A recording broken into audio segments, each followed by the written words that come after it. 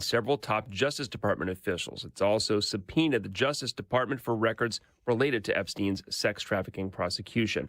NATO is coordinating deliveries of large and regular weapons packages to Ukraine, most of it bought in the United States. NATO agreed to oversee the deliveries after the Netherlands said it would provide equipment worth more than $500 million, most of which would be bought from the U.S. 2 deliveries are expected this month. European allies and Canada are buying most of the equipment they plan to send from the U.S., but the Trump administration is not giving any arms to Ukraine. Germany plans to deliver 2 more U.S.-made Patriot air defense systems to Ukraine in the coming days.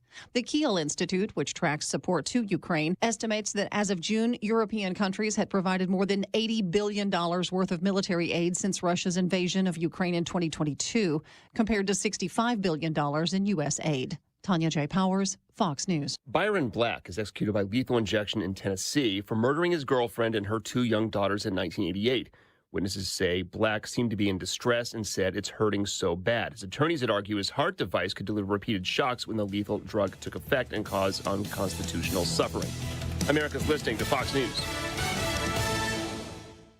This is Joe Cordell of Cordell & Cordell. Serving in the military requires great sacrifices, not just for one's country, but also for one's family. Not surprisingly, divorce for soldiers is especially difficult, and it raises a number of challenges that are peculiar to military divorce, things such as deployments, relocation, retirement benefits. So if you're a soldier facing such challenges, go to CordellCordell.com.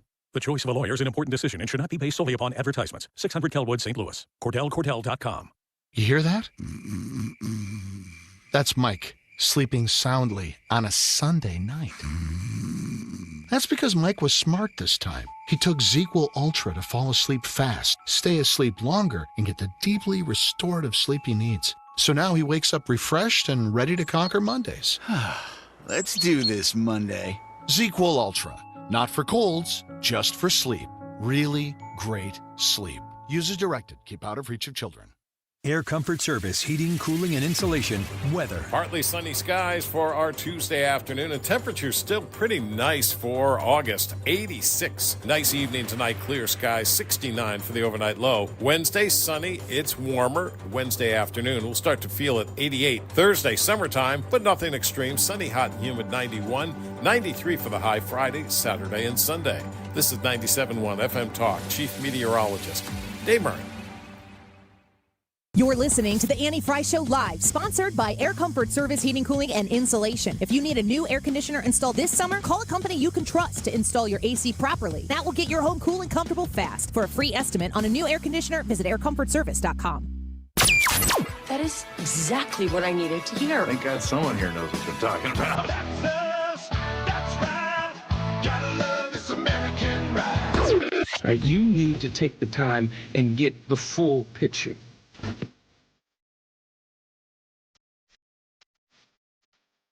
Don't get me wrong, I love the ladies. I mean, they rev my engine, but they don't belong in the newsroom. It is Anchor Man, not Anchor Lady. What do you want from me? I'm not America's sweetheart.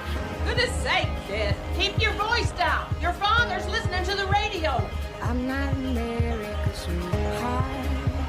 This is the Annie Fry Show. Oh, happy Tuesday, August 5th. Glad to have you here with us on 97.1 FM Talk. Todd Sivia is going to be in studio with us here in about 15 minutes. We're going to talk to him about the big, beautiful bill. He's a estate planning attorney. He's got his real estate license. He knows all the things. I like to ask him questions regularly. Ryan with the emphatic nod. He knows a lot of things.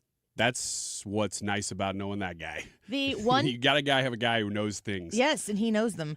The One Big Beautiful Bill has a whole lot of stuff in it.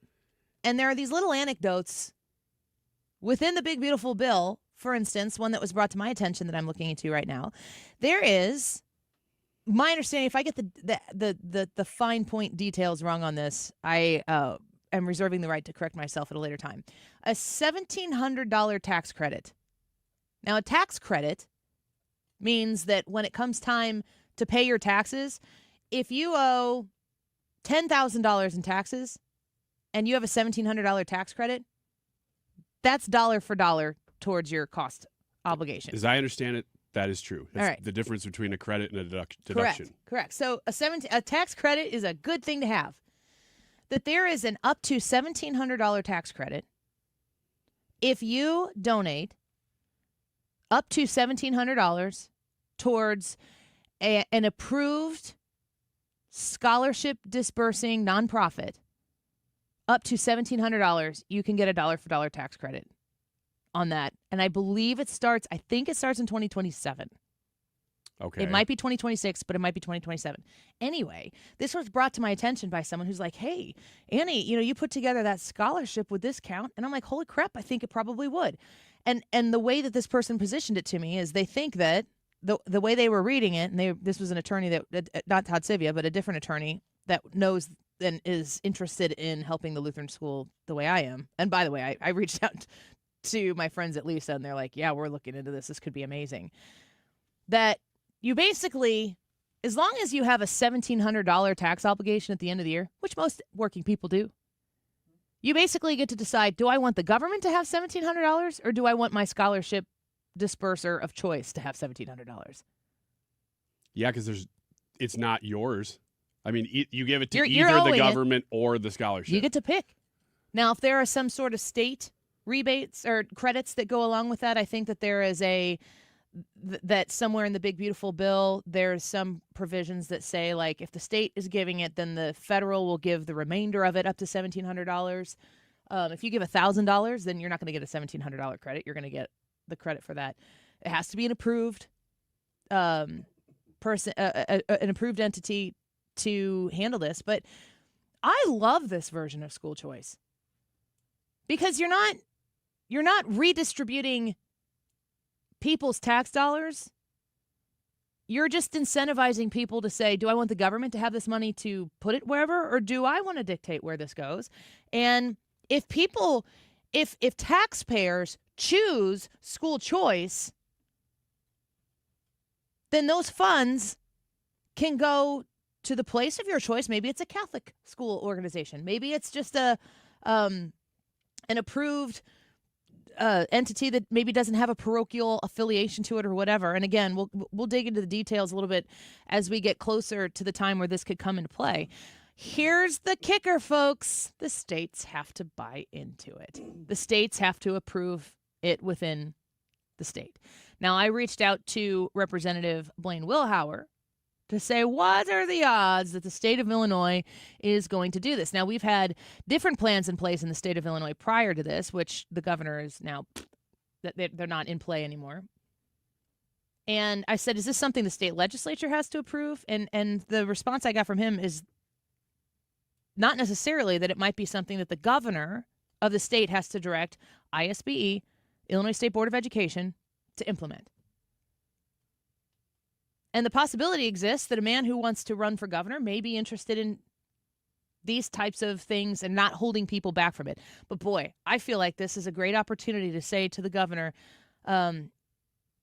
Governor, this would be a really great thing for a lot of people across the state of Illinois. And this provision exists, and I think that the people of Illinois should be able to partake in this as well. Can you make this happen? And if he says no, then we raise holy hell. Seems like there would be no loss to the state doing it at all. Monetarily, the state wouldn't have to pay into it. If the state tax dollar, if there's no state reimbursement, it'd be federal taxes involved. This is a long way to say that there are a lot of things in this massive bill, big bill, that we don't really know about. And like at some point, do you ever just stop, as somebody who covers the news the way we do, you're steeped in it all the time, every day, and this massive piece of legislation, it's really just like, is it a red victory or is it a blue victory? And then the red team wins, and you're like, yeah, the red team wins, woohoo! And then you just are like, what are we fighting for now? And then you just move on. And then you're like, hold on, wait a second, what was in that thing? How does that benefit us? A lot of frustration bubbled up to the surface while the one big beautiful bill from a lot of conservatives, people who like small government, and they're like, why are we doing one gigantor bill? I thought, there was a time where we were like, single issue bills, single issue legislation. I'm super in favor of that. Well, the answer to that is the reconciliation process was the alternative to this particular piece of legislation. The alternative to smaller government that isn't trying to throw everything in the kitchen sink into one bill is a reconciliation process to get things through the Senate that would never get through the Senate if you had to get 60 votes with the Democrats who are there right now. So we're going to have Todd Sivia come in here at 12:18, and he's going to highlight Coldwater Creek. I was talking with him before the show. Coldwater Creek is part of this bill. That's the toxic creek water that I think would have nuclear waste or something in it. Oh, here. Yeah, here. There's a provision in there that we're going to talk with Todd Sivia about in about 10 minutes. There's stuff that we got to know. I also am thinking about adding a segment to the show. I want to know your guys' thoughts on if we could pull this off. If you're doing estate planning, that means you're talking about when you die. Or, in my opinion, worse, when your spouse dies. I can handle a conversation about like, oh, this is what should happen after I die, more than I can handle the conversation that exists with the thought of me being here after my husband dies. Like, I want to go first.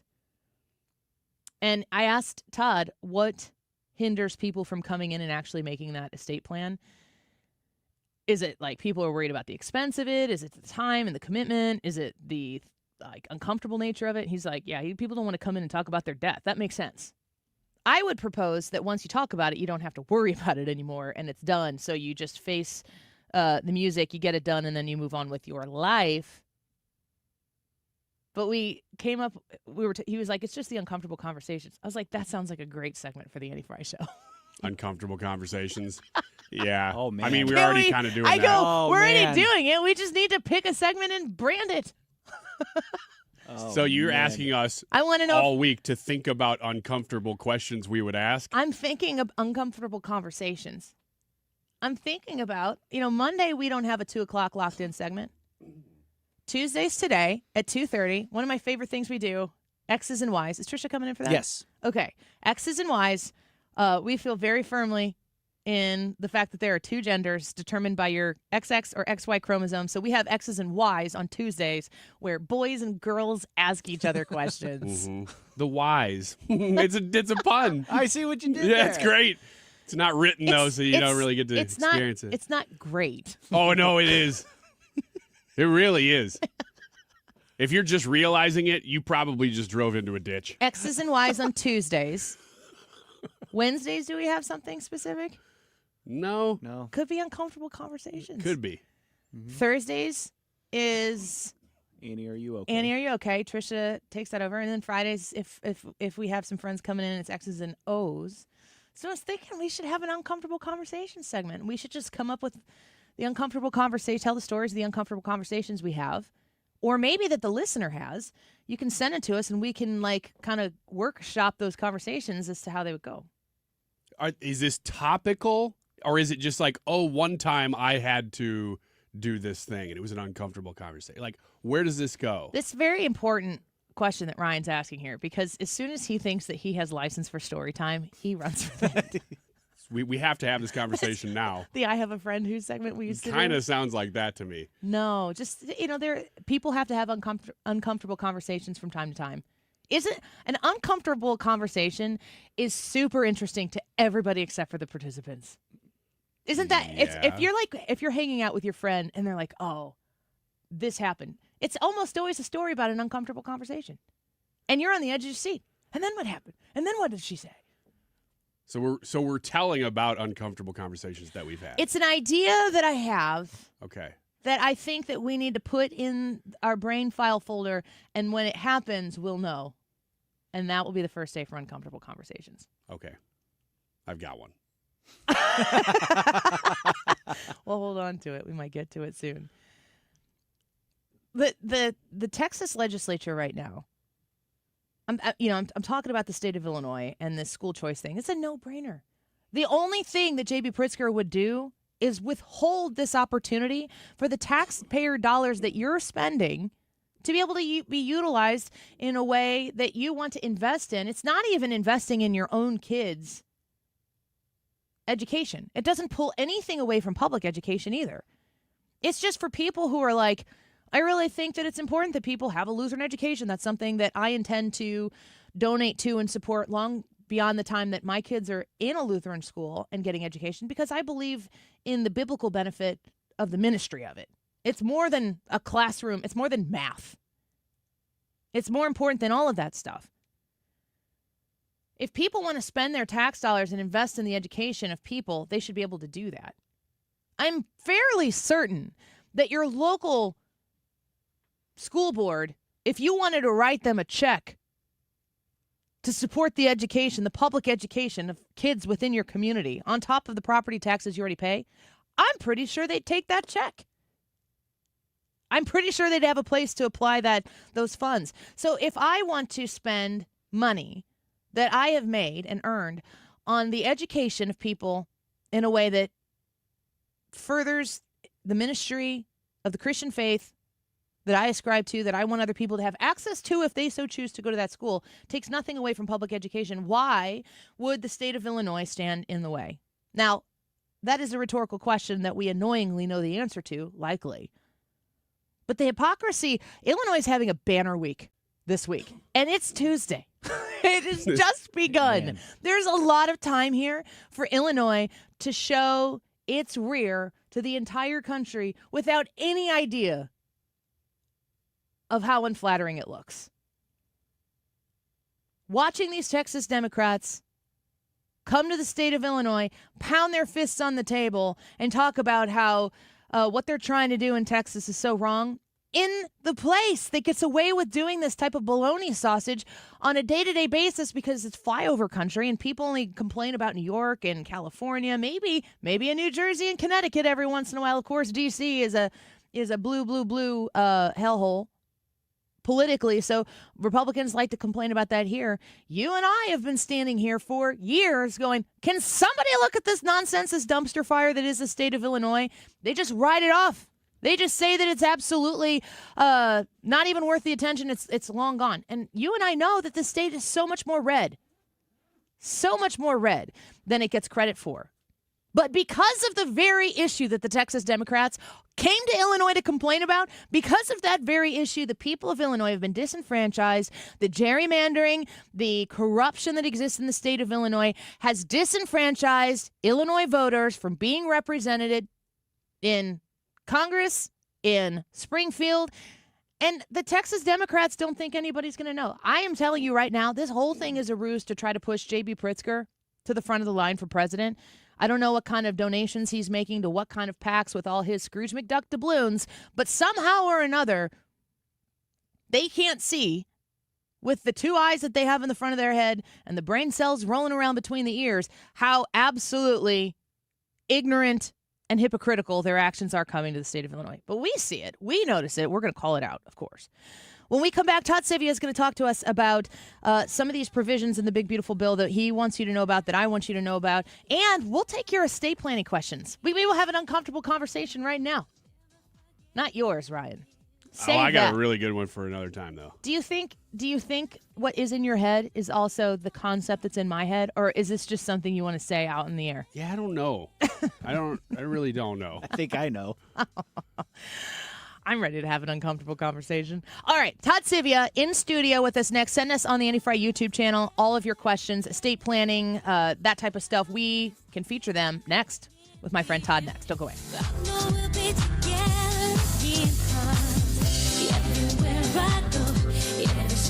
HomeshieldFoundationRepairs.com. That's Home Shield Foundation Repair with an S. You add that S to the end. That's the website. Matt Hayes wants to come to your house and inspect your uneven concrete. It's a problem, and that's a problem that often, it doesn't fix itself, of course. It gets worse over time. And you could have some sort of issue that causes it to jostle and get worse pretty quickly. You may not even notice it, and all of a sudden you trip over it, and it's a big problem. Especially if it's at your place of business, because that trip hazard is a liability. 314-227-9636. 314-227-9636 is the number to call. And you're going to be connected to Matt Hayes and the best team in the business when it comes to concrete leveling. Home Shield Foundation Repair will come to your location, to your driveway, to your garage, to your patio, your pool deck, the sidewalk out in front of your business, your parking lot, whatever it might be, and they'll say, okay, this is what you have going on. This is how I can use polyjacking to solve this problem. Way more cost-effective than ripping out that concrete and placing it. Oh, my goodness. 314-227-9636. HomeShieldFoundationRepairs.com. That baby's gone!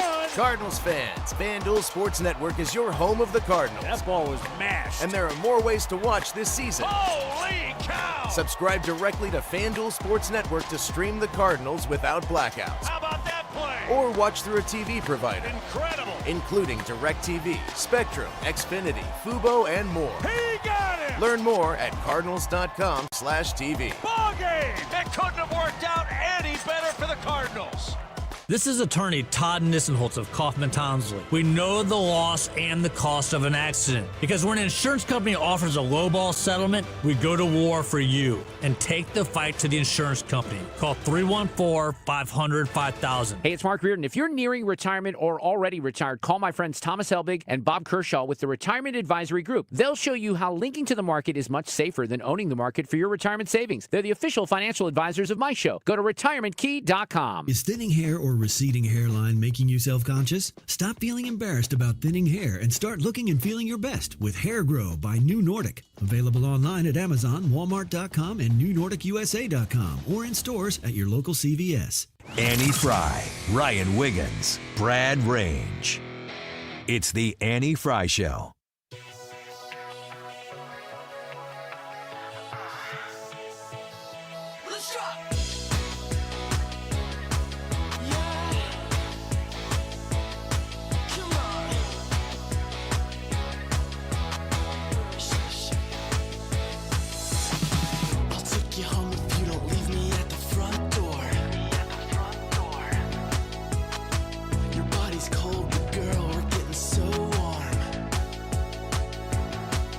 Welcome back to the Annie Fry Show. We're glad that you're here with us. Beautiful day outside and a beautiful day here inside as well. We've got Todd Sivia, the attorney and owner at Sivia Law, of course, a great friend and sponsor of this show. He has put together the trust for my husband and me. Go to SiviaLaw.com.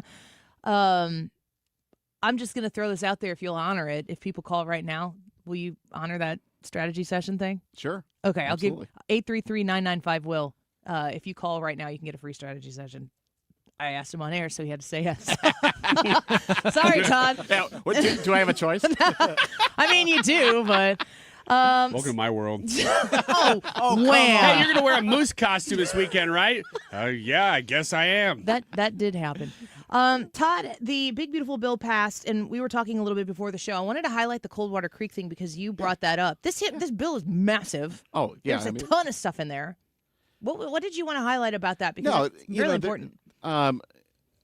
It involves Missouri residents, and the families have been fighting for years upon years about this Coldwater Creek incident, and in the bill, there is a provision for $50,000 to $100,000 for residents if you can prove residency and diagnosis.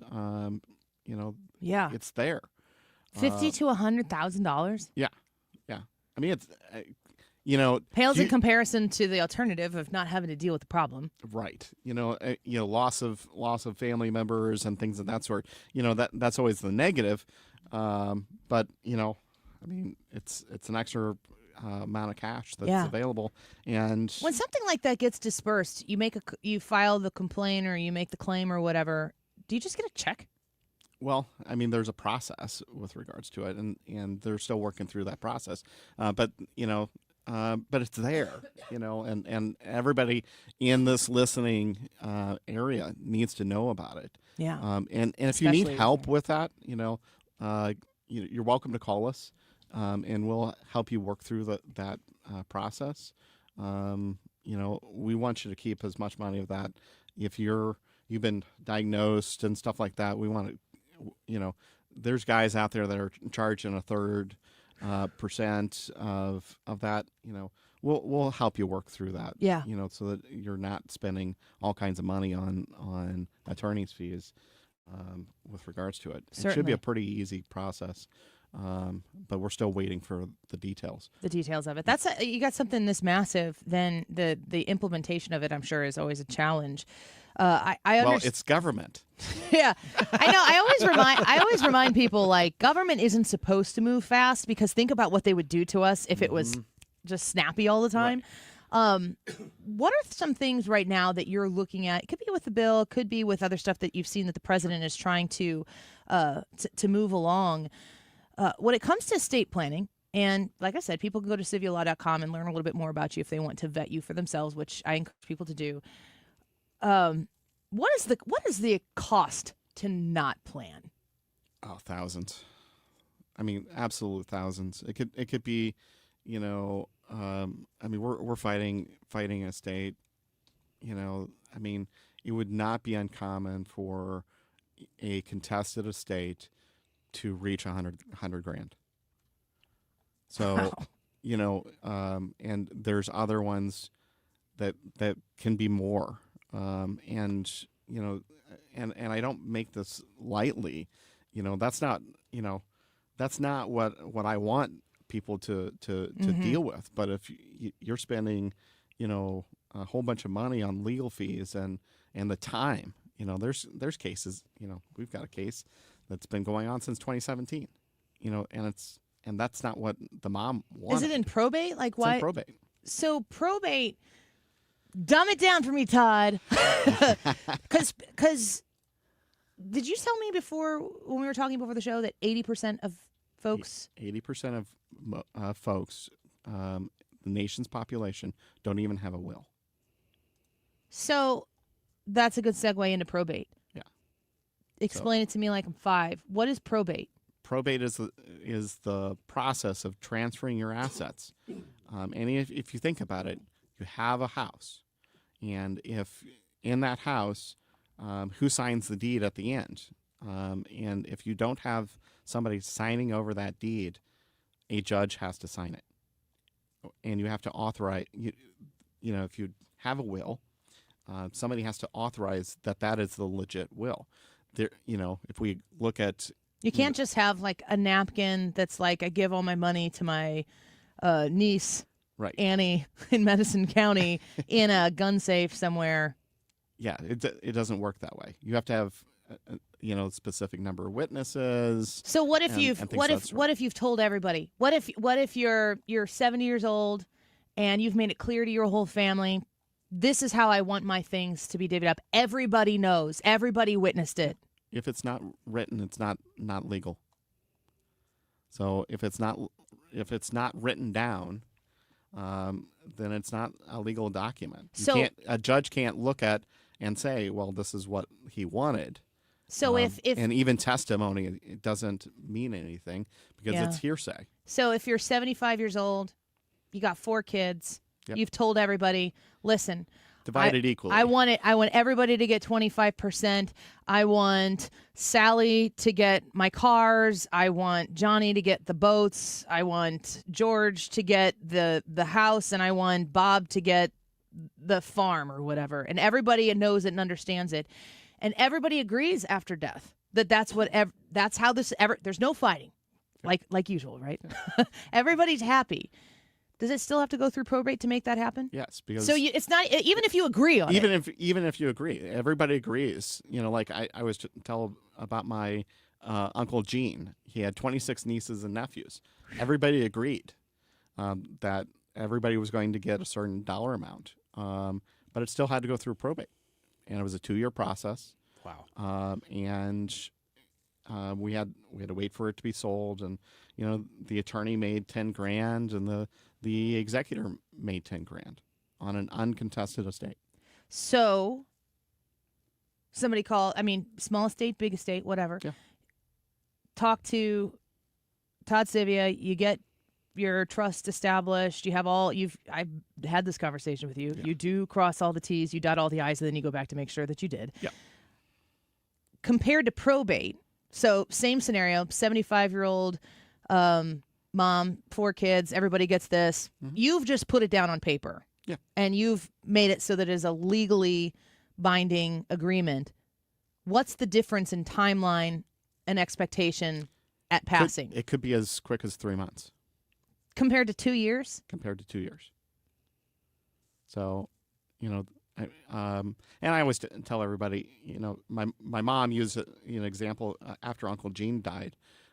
She said that I can finally grieve for Uncle Gene because the business was done. The business was done.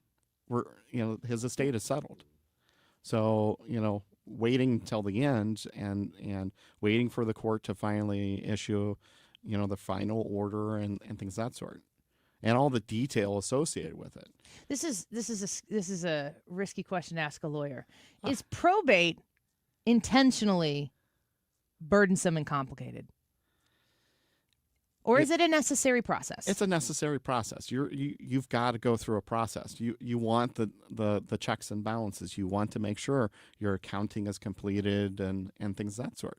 And then everybody gets what they're supposed to get at the end. And you don't throw a fit. Hold on a second. Can you tee up your question for the next segment? Yeah, because it's from listeners. So I have 1, 2. If we can 3, 4. Well, I have 1, 2, 3, 4. Check. Mic check. Is that a great tee up? No, it's terrible. That was awful. We've got Todd Sivia in here. He is my attorney. He has helped establish our trust with my husband. We're going to ask him some of your questions when we come back. So we've got him for another 10, 15 minutes or so. So keep it right here. If you want to throw a question out for us, make it better than the ones we already have, and it might get in the next segment. You go to the Annie Fry YouTube channel in the live chat. Throw your comments in there. We'll be right back. Don't go away. And I was thinking of ways that I could get inside. Tonight you're falling in love. Letting you go now. TheDiamondShop.net. That's the website. If you're shopping for jewelry right now, I am telling you what, this red tag clearance event at the Diamond Shop is the place to go. You don't want to miss this. Even if you're not specifically looking for something, but Christmas is around. Get a head start on that shopping. Yesterday was Ryan's anniversary. I'm sure he got her something lovely. I don't know. I didn't ask him yet if he went to the Diamond Shop, but if you're smart, he would have. TheDiamondShop.net. You can go there and sign up to become a VIP. Stop looking at me like that. Can sign up to be a VIP at the bottom. You can save an extra 10% on the red tag clearance sale. That's right now 70% off these red tag clearance items, and also 50% off all estate pieces as well. They have beautiful inventory at the Diamond Shop, and when you walk in there, they're going to treat you with the dignity and respect that you deserve. It doesn't matter your budget. They don't need to know your budget in order to treat you the way you deserve to be treated. And in addition to that, 0% financing, 6 months, same as cash. Pretty awesome. TheDiamondShop.net. Like I said before, tariffs had absolutely zero effect on our equipment pricing. No manufacturer raised their prices. What has affected the pricing is the previous 4 years of these ridiculous mandates. I mean, I say ridiculous, it's shameful. But that being said, if you're told that you need a new system, or your air conditioner is bad, or you're looking to replace your system, if you want a common sense approach which works for you, your family, and your budget. When I say your budget, it never is what you want it to be on this equipment, but common sense approach, 15-20 minutes of your time, and explain to you your options. No Kool-Aid being handed out. I'm Bart Inman. That's Bart with a B, Inman with an I. The easiest way to get a hold of me with the easiest number, Missouri and Illinois, there's only one, 314-293-2600. Remember, 0% financing is available for most up to 60 months. Fantastic deal. God bless. Many of you know that my inspiration for becoming an accident attorney was my brother Tim, who was rendered a quadriplegic at age 18.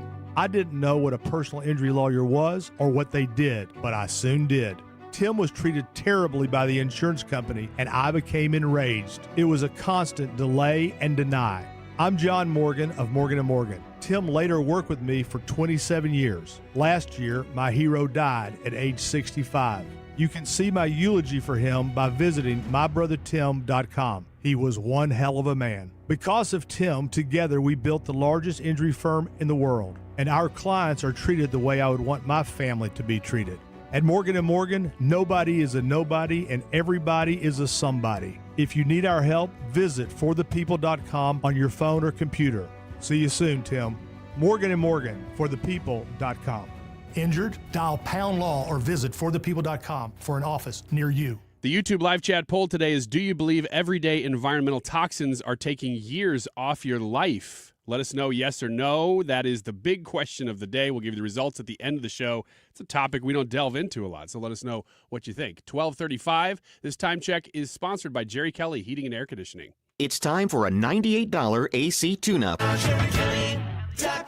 For details and a list of all station contest rules, visit www.971talk.com/rules. Built on backbone, not buzzwords. 97.1 FM Talk, St. Louis conservative.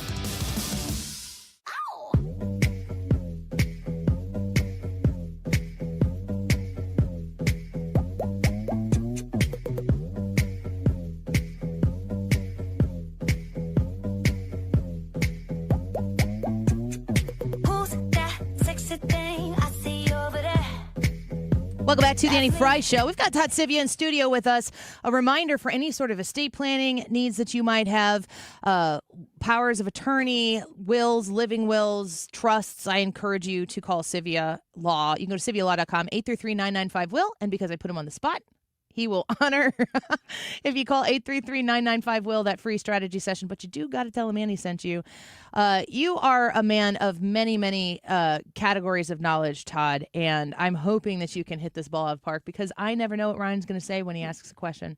But he said he has a question for you here. This is coming from a listener in Missouri. He says, in Missouri specifically, I've found that wills have no bearing in the state. You must have a trust. Is that true? Well, at all points in time, if you have a will, it's always subject to the court. So the court has to accept it. So, we had a will contest over in Illinois, and it doesn't matter if it's Illinois or Missouri. Is that like a pie eating contest? Yeah, well. Ryan? Well, we do have a great governor that probably would win it. So. That's 833-995-WILL. 833-995-WILL. The phones are ringing off the hook. SiviaLaw.com. But with regards to wills, if all the requirements are not completed, you have to complete all the requirements, which may be the number of witnesses, and it has to be at a certain point in time, and it has to be their signature, and just verifying all that. You have to make sure that it's verified. If it's doesn't comply with the rules, then the courts are going to kick it out. So it's nothing specific to Missouri that you're like, oh, you got to watch for this.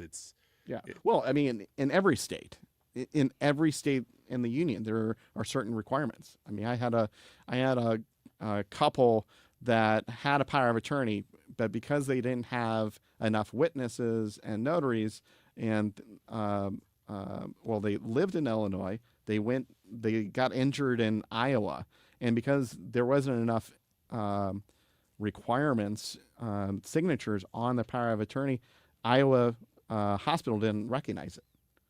And so there was all kinds of problems of Iowa recognizing the power of attorney that was drafted in Illinois, because the attorney only had like one witness or something like that. I can't remember the rules, but if you're planning, if somebody wants to contest a will, things just get complicated. Oh yeah. So unless you have a section that says no contest.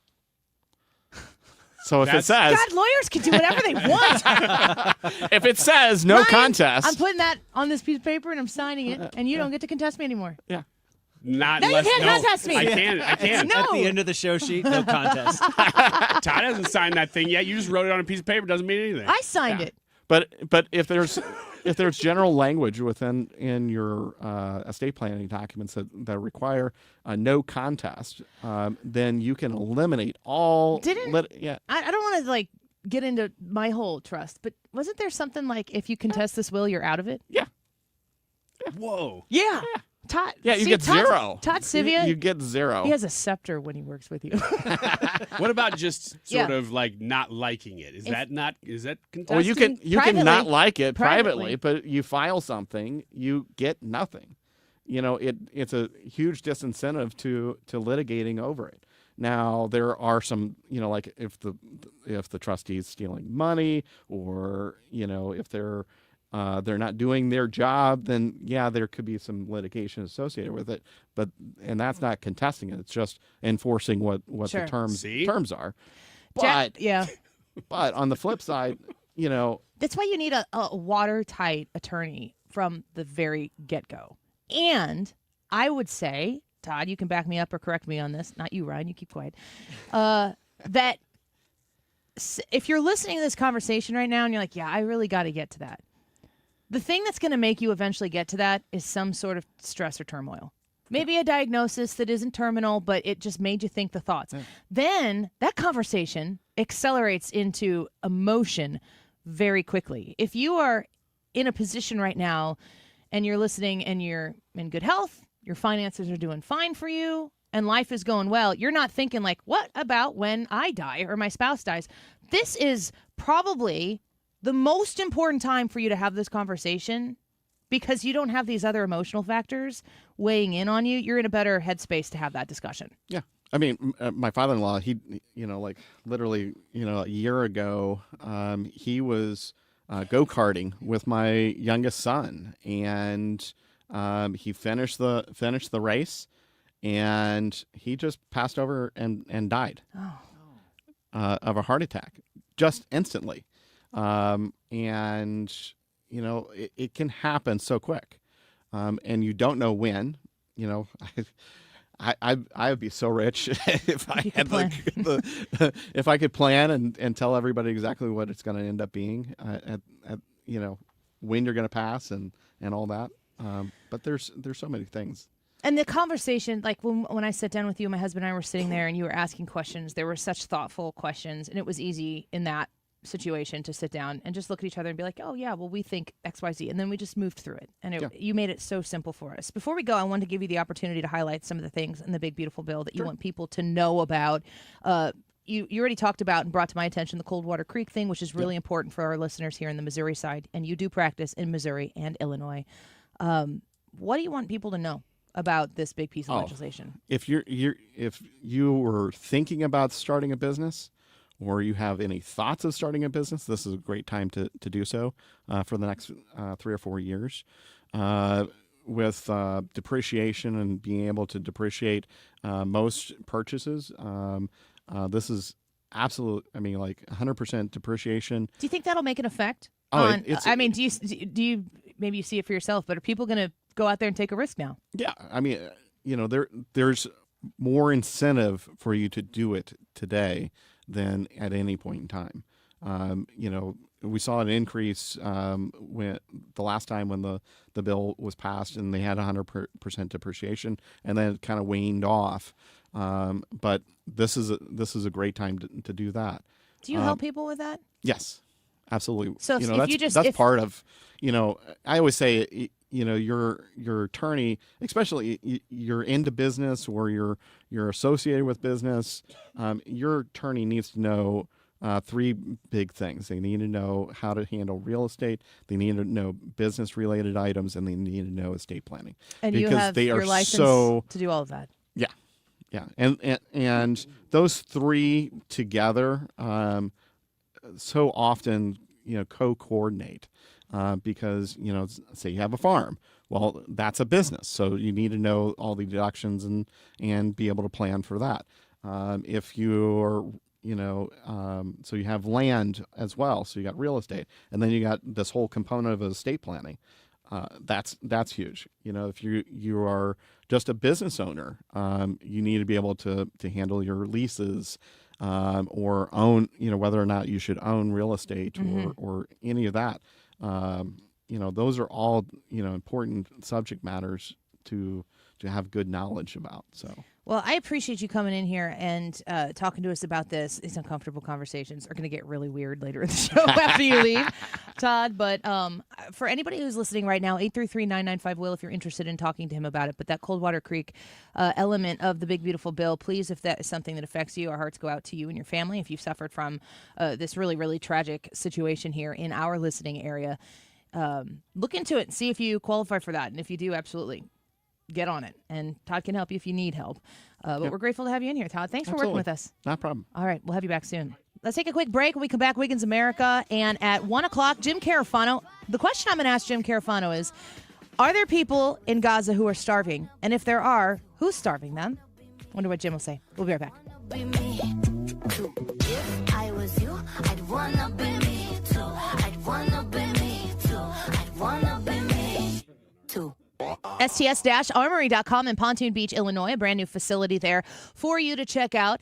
And if you've got questions, you can give them a call as well, and maybe they can answer some of those questions on the phone. If you're looking to make a purchase, if you're looking to find something with great specificity, they can locate those items for you, help you get them, of course, if they're illegal in the state of Illinois. And if you are looking for something that's going to fit a need, like a hunting need, or maybe a conceal and carry weapon, you don't like the one you have right now, maybe you want to trade it in, you're looking for consignment, they do that as well. 618-931-GUNS. 618-931-GUNS. That's the number to call, but I encourage you to go see their wonderful new facility right there in Pontoon Beach, Illinois. A lot of times they have the Annie Fry Show on the television, little couches in the room. Pretty cool to go in there and hang out. So if you're watching us at STS Army right now, hi, happy to see you. Hey. Hey, hi. Hey, you over there. Hey. Hi. I just want to get in on that. 618-931-GUNS is the number to call. They're located in Pontoon Beach. Beautiful red kind of barn-looking structure, and they're the best in the business when it comes to flexing your Second Amendment muscles in the state of Illinois. STS-Armory.com. 97.1 FM Talk presents Talk in Action, where we shine a spotlight on local charities making a difference in our community. Join us as we give back and connect neighbors in need. Visit 971talk.com/talkinaction to learn more. Big news for gun owners. Mark Cox here for the Range St. Louis West. You know, the big, beautiful bill eliminates the $200 tax stamp on suppressors next January, but the Range is celebrating right now. They're holding a sweepstakes for a new suppressor at the Range. The Range will give you a $300 credit toward the new suppressor, and they'll pay for the tax stamp. Suppressors protect your hearing, and they improve your accuracy. Sign up to win at therangestl.com/971 before August 15th. You're listening to Leaf Filter Radio, and the guru of gutter protection himself, Chris Coonahan, is here to take your most pressing leaf-related questions. Hey, everybody, Chris here. I understand we have Ron on the line. Ron, where are you calling from? Uh-oh. Ron, are you calling from a ladder? Well, I was. I wanted to ask Chris what I need to do to get my gutters ready to have leaf filter installed. Oh, Ron, you don't have to do anything. A Leaf Filter Trusted Pro will come out and clean out your gutters, realign and seal your gutters, and install Leaf Filter, America's #1 gutter protection system. So I didn't need to get on this ladder? Ron, Leaf Filter Trusted Pros are in your neighborhood and ready to help. Just visit leaffilter.com/radio to schedule your free gutter inspection and get up to 30% off. Thank goodness. What was that site? That's leaffilter.com/radio for your free gutter inspection today. See representative for warranty details. Promotion is 20% off plus a 10% senior or military discount. One discount per household. You've been listening to the very popular Wellness One for many years, Saturdays and Sundays on 97.1 FM Talk. We're happy to share that we've expanded the show to 4 times a week. Yes, 4 times every weekend. Saturday at 10 a.m., Saturday at 8 p.m., Sunday at 9 a.m., and Sunday at 2 p.m. It's the same great show designed to cut through the nonsense and provide you a common sense, science-based strategy for a healthy life. So join TJ and Aaron for Wellness One. Now 4 times a week on 97.1 FM Talk. With conviction and clarity, The Annie Fry Show on 97.1 FM Talk, St. Louis Conservative.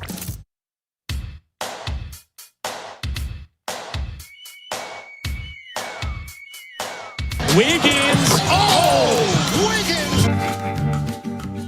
I bet you were wondering what foods to avoid. It's so hard to miss these foods and not eat things you don't like that I'm trying to just help you. These are the most hated foods in America. The news you can use. So, you really can. You really can, because if you've never tried some of these things, maybe you want to make sure that you hate them. I'd like to meet the person who listens to this segment and goes, you know what? I think I will hate that food. I want to meet that person too. Doesn't everybody know what foods they hate? Nope. They don't. They know what foods they hate, but they need peer pressure to hate more. That's going to be used That's in an ad healthy. against me someday from this show. It's not going to be talking about food. Don't misquote me. I'm talking about food. Yeah, you'd never do that to people. Future super PACs. Super PACs? All right, I'm just going to start with one. Blue cheese. They're pretty super. Love it. Blue cheese is one of the most hated foods in America. Really? 39% of Americans say blue cheese is a despicable food to them. I had blue cheese on a salad the night I went to urgent care for laryngitis, and it was a delicious salad. That was just recently. I Just really last like week. blue cheese. What else? Do you like blue cheese on its own, though, Yes. outside of the salad? Like, yeah. What do you? Nobody just eats blue cheese. It's like a topping or a condiment or a dressing. It's a cheese. I think that's probably true. That's the way Oysters. No. Gross. Never had them. Oysters can be very good. I'm not sure there's a food on here that I hate. Never Caviar. had it. I'm Wouldn't too eat poor it. for that. The caviar, well, it's not caviar, The caviar, poors but the don't have any idea. Masago on sushi. I'm Yeah. with Fish you, eggs on Ethan. top. And I mean, you can't really taste it. Technically, I think caviar and fish eggs in general are very, very good. Doug said that blue cheese is for snobby salads. All right, Doug. I disagree. Why? What makes it snobby? The way it's spelled, blue. It's Blue. Like, oh, get Blue. over it. Blue. Oh, yeah. It's gonna Crazy. French. Exactly. Tofu. Now, this is the one on the list that I'm real borderline on. I can eat it, but it's not preferred. When I was in Hawaii, tofu is plentiful there. So is Spam. Didn't try either. Really? Why? Spam? Yeah. Oh, but Spam is a huge thing in Hawaii. You don't know why? I think it has to do with the military. Oh, Am I it's wrong about that? travelable meat because they probably don't have a lot of I think local meat. I think it has to do with military. But makes sense. Spam is everywhere. It's like a normal, like people talk about Spam the way we talk about turkey. No kidding. It's just everywhere. So everything's so expensive because of imports. There's, I imagine, Spam's a cheaper option. Yeah, well, they have Spam everywhere. And I had intended to try it, and then I was like, I'm on vacation. Why would I do things I don't want to do? I'll do what I want here. And I What did you do? Didn't. You didn't try it? No. She didn't want to, so she didn't. But you've had Ryan- Spam She was on before. vacation. No. You've never had it? Ryan, I'm not a trier You're a doer. or a not doer. An undoer. There is no Have try. you had tofu? Not that I know of. Not on purpose. I don't like it. Texture's all wrong. Sometimes if All it's wrong. cooked right, it's okay. No, You know you what ticks can't me cook off? it right. When people are trying to get you to eat something, they're like, oh, it tastes just like chicken. And I'm like, then why the heck wouldn't I eat chicken? Because they don't have chicken in Hawaii. Yes, they have. They have Lots- so many they have chickens. chickens There's everywhere. chickens everywhere. They don't They have all fell in the squirrels. volcanoes. They don't have squirrels. They have chickens. All of them fell in the lava. I did not realize until we actually were like very close to going and I had watched so many YouTube videos about Oahu and planning for Hawaii that in Moana, hey, the chicken, it makes total like I just thought it was a rando chicken. In I don't Moana, know what you're talking about. well, roosters and chickens. I know the difference. They just I'll explain it later in detail. X's and Y's. That was good. You want to just do the rest of the show? You know That was everything. pretty good. I'm gonna walk into something here, set it up with the ball and tee for me to hit it out of the park. You just jump right in there. I will, but I need to know where you're going first. I was going to say X's and Y's. I thought you were making a point about chickens and roosters. No. He says scoop. Really excited for X's and Y's later. I know, me too now. What a scoop. Chickens running around everywhere In Hawaii. Just like feral. All over the place. And roosters, and they're really pretty. They look like hey. Mm-hmm. I still don't. Wait, what is hey hey? I really don't know. Have He you is seen the rooster from Moana. I'll just let you guys do the segment. Go on. Oh, look who's scooping now. It's burfing. Perfect. All right, sardines. I like them. They're all right. I love sardines. 52% of America hates sardines. They're one of the most healthy fish you can eat, though. Really? In olive oil, they are. I was gonna say, do you eat them in olive oil or mustard? Not mustard. Liver. No. Any specific kind of liver or just liver? I'm not sure what gross. the kinds of liver are. No, I like mean, like- of an animal? Yeah, Of which animals? animal? That's what I mean. I don't know. I have no idea. Chicken livers is what I usually eat. Anchovies is the number one most hated food in America. Gross. Okay. So I was going to say, do you like anchovies? It sounds like the answer is no. I don't eat It's a seafood. fish. They just taste like salt. If you have them on a pizza, it's like you just salted Then why the pizza. wouldn't I eat salt? I don't know. You could. You wanted to salt the pizza? Get the salt shaker out. And get to eating. Just salt your Get you a pizza spoon. and let us know why you haven't been doing this. Did I say chitlins yet? No. Chitlins is only 39% of America hates it, but we have to understand here, these are pig intestines. Mm-hmm. And so once you know, tends to be a little higher. And last on the list, although there are a couple other stragglers, is sushi. 38% hate sushi, but then 23% say they love sushi so much that it's their favorite food. This is right there for me, favorite. Oh, yeah, it's up there for me too. Are there any other foods that I did not say that you think should be added to this list? Brussels sprouts. I hate Brussels sprouts. It's kind of a trendy food. Gross. It is a trendy They're food. bitter. It is They're one of them green. that's listed Kale. as not top 10, but is on the list. Okay. Kale. Kale is on there. Eggplant would be one that I would add because I do not like eggplant, but I do like beets. Red cabbage. I don't like that stuff either. It's all bitter. Annie, do you have anything for the list? I don't like most foods. Okay. That's good. I'm a meat and taters kind of girl. Beef and taters. Yeah, beef is a meat. Specifically. It's a specification. I'll explain that to you later as well. I'm On looking X's forward and to Y's? We're going to take a quick break, and on the break, Ryan and I are going to have an uncomfortable conversation. Oh, no. I hate these. And Jim Carafano and I are going to have an important conversation when we come back. What is going on in Gaza? Where is this relief going? We'll be right back. Don't get lulled into believing the IRS is getting soft. It's just the opposite. Hi, this is Lance Story with the Lance Story Law Firm. We are being told by IRS collection officers that their higher-ups are demanding that they get more aggressive than ever. So don't ignore them any longer. Level up. If you have unfiled returns, unpaid taxes, levies, or liens, call the Lance Story Law Firm today and let us get between you and the IRS. We'll protect your rights, including your right to appeal or even your right to take the IRS to tax court. Remember, IRS problems are legal problems, and they need to be handled by an expert attorney team who's done it for decades. So call the Lance Story Law Firm today. We're local. Our office is right here in St. Louis, or visit Lance, DRURY, law.com to schedule your free consultation with your local tax resolution law firm, the Lance Story Law Firm, 314-260-6120. The choice of a lawyer is an important decision and should not be based solely upon advertisements. AirComfortService.com. Check out their website, and you can understand exactly how you can have them come to your home and do a system check. They can check your AC unit. They can check your furnace, too. If they're out there, you might as well have them do that. 314-513-0091.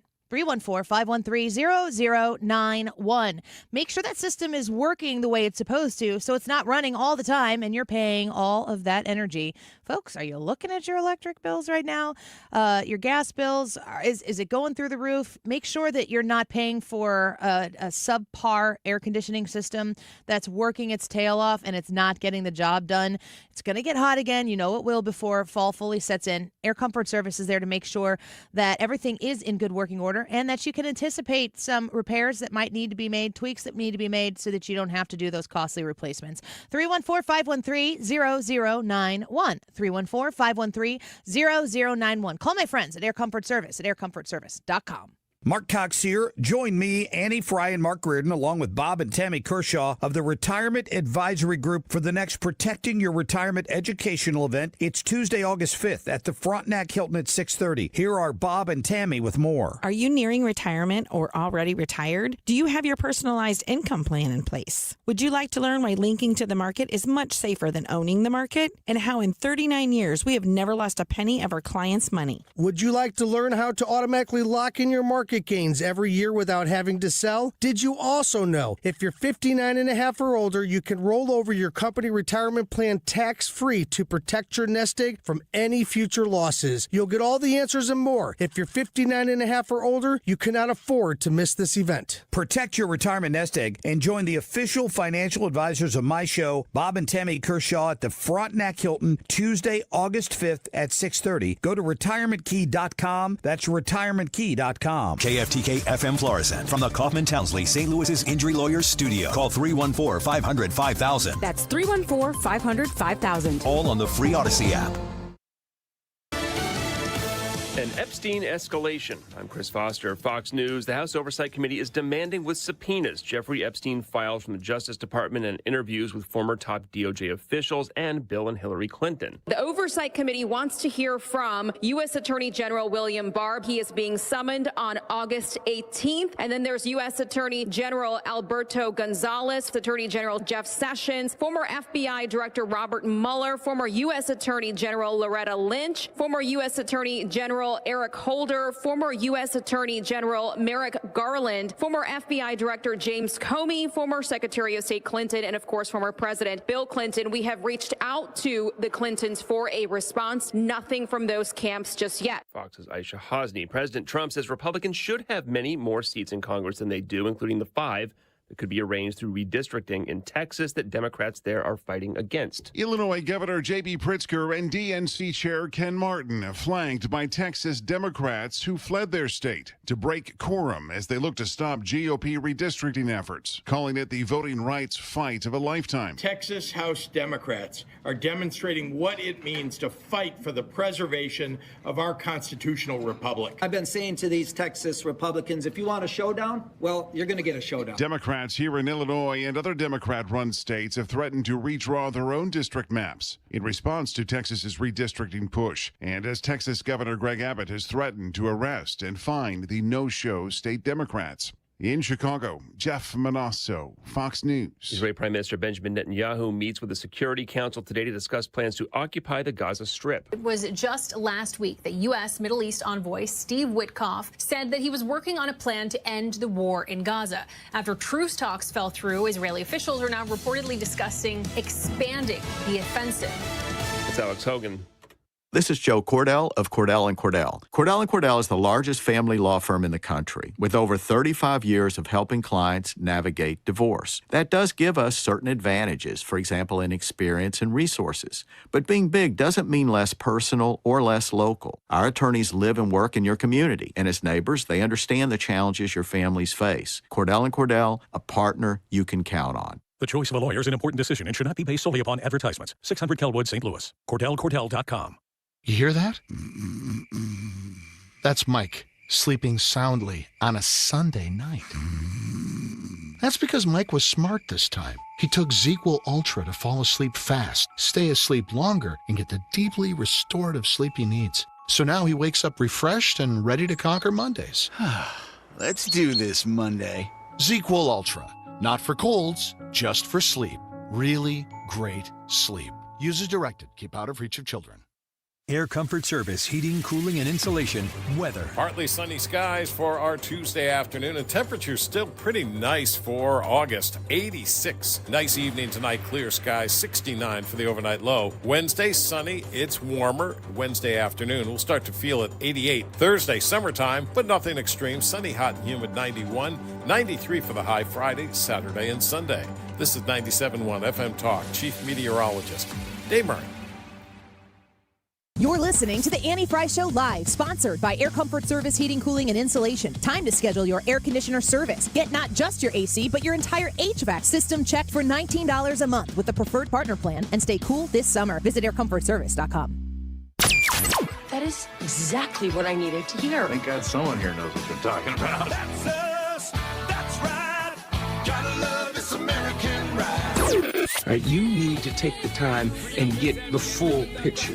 Come on, turn the radio on. It's Saturday and I won't be long. Don't get me wrong, I love the ladies. I mean, they rev my engine, but they don't belong in the newsroom. It is Anchor Man, not Anchor Lady. What do you want from me? I'm not America's sweetheart. Goodness sake, kid. Keep your voice down. Your father's listening to the radio. I'm not America's sweetheart. This is the Annie Fry Show. Welcome back to 97.1 FM Talk. We're glad that you're here right now. There's one thing that I continue to hear, and it's a political ping pong ball, and none of it really addresses the actual problem at hand. And it really comes down to, are there starving people in Israel? Are there starving people in Gaza? And who's responsible for it? So we're going to ask our friend Jim Carafano about that, the senior counselor to the president and E.W. Richardson Fellow for International Engagement at the Heritage Foundation on X, at JJ Carafano, a must follow. Jim, welcome back. Good to have you. Yeah. So look, I pretty much conclude. Look, I really think there's only one path forward in Gaza, and that is the relief efforts, the humanitarian efforts in Gaza have to be controlled by the Israelis. But between Israel and the United States, there's plenty of capacity to provide adequate care for the people. And it's the only, I think, way that it systematically and humanitarily can happen. And that means really, I think, Hamas just has to be kind of pushed out of the way. And as you know, the primary objective for the United States and Israel is getting the hostages back. And I just think they're going to have to mount operations to go in and look for and find these people. And I think they're going to do that. I think eventually Israel is going to have to take control of all of Gaza, and they're going to have to structure the humanitarian aid. And then out of this, there has to be a governance structure that evolves in Gaza that doesn't include Hamas. And I don't know how long that takes or how that process happens. But, you know, when there's only one realistic path forward, I think that's the path you got to go on. Jim Carafano speaking with us right now. You know, there is a visual element that goes along with the starvation and the destruction that has taken place in Gaza. And of course, there's political capital made in whose fault it is. But what is really going on right now? Because we see the aid coming into Gaza. Who's sending it, and why isn't it getting to the people? Well, I mean, you have the UN, but again, they want to distribute aid through Hamas. The problem is when you distribute aid through Hamas. Yes. The problem is when you want to do that, you are reinforcing the rule of people that created this crisis to begin with, and people who are going to put a primacy on using the aid to maintain their control and power, not to feed the people. So it's just not a rational alternative. And the reality is, at the end of the day, the U.S. and Israel, they hold all the cards here. And all this articles and tweeting and, you know, it can't match the ability of the United States and Israel to really govern events on the ground. And they're just going to have to do that. And they will, because look, the Israelis don't want the last thing the Israelis want is for the people of Gaza to starve to death. It doesn't serve their purposes. And it certainly doesn't serve America's purpose, but it is, you can't, you know, it's like if you go to the doctor and the doctor says you have cancer and a brain tumor, you know, which one you want me to cure, but they're both going to kill you. Your answer is, well, doc, you got to do both. So you can't make this a choice between Gaza and starvation, because you got to do both. You have to address the issue of humanitarian aid, and you can't let Gaza regain control of, the Hamas regain control of Gaza. You got to do both, because if you can't do both, you're just dying of one thing or the other. We're speaking with Jim Carafano right now. So what I hear you saying is the UN is providing relief and aid to the people of Gaza, and it's going through Hamas. Is Hamas keeping it from the Palestinians in Gaza? I mean, because remember, if Hamas cared about the people of Gaza, they would not have. Maybe they would have done October 7th. But once the war started, they would have stopped the war immediately, because the number one victims. So they obviously don't care about the people in Gaza. Otherwise, they wouldn't have got their buildings destroyed, their people displaced, and living in 10 cities. So obviously, Gaza doesn't care about that. You know, it's like going to Hannibal Lecter and, you know, ask him to run the local Weight Watchers. I mean, that's just not going to work. Jim Carafano speaking with us right now. Let me ask you this, just from the historical records that we have here of Hamas controlling Gaza. It's more of a Palestinian region, of course. Tell me about Hamas's willingness to let Palestinians and Israelis coexist in the Gaza area. And tell me, in comparison, about, does Israel have the ability to live in a coexistence with Palestinians in Israel? Are they welcome there? Can they participate in that lifestyle? Absolutely. Matter of fact, the whole reason why October 7th happened, because Israel adopted a conscious policy of allowing Gazans to come and work with Israel, trying to create this bridge of interdependence, which would eventually kind of put this all away. And Hamas did October 7th, not just to stop that, but you have to remember, the reason why Hamas is in power is because it was a platform for Iran to attack and harass Israel. And so, again, it's, people say this is the people in Gaza versus Israel, and it's really not. It's Hamas, which is really an agent of Iran, and the last thing they have an interest. Now, people say, well, but people voted for these guys. Well, yeah, they did, but they didn't vote for them to destroy their entire life. And I think, it's one of these things. If Hamas was gone, I think most Gazans would say, okay, maybe, hopefully the next guys will be better. Mm.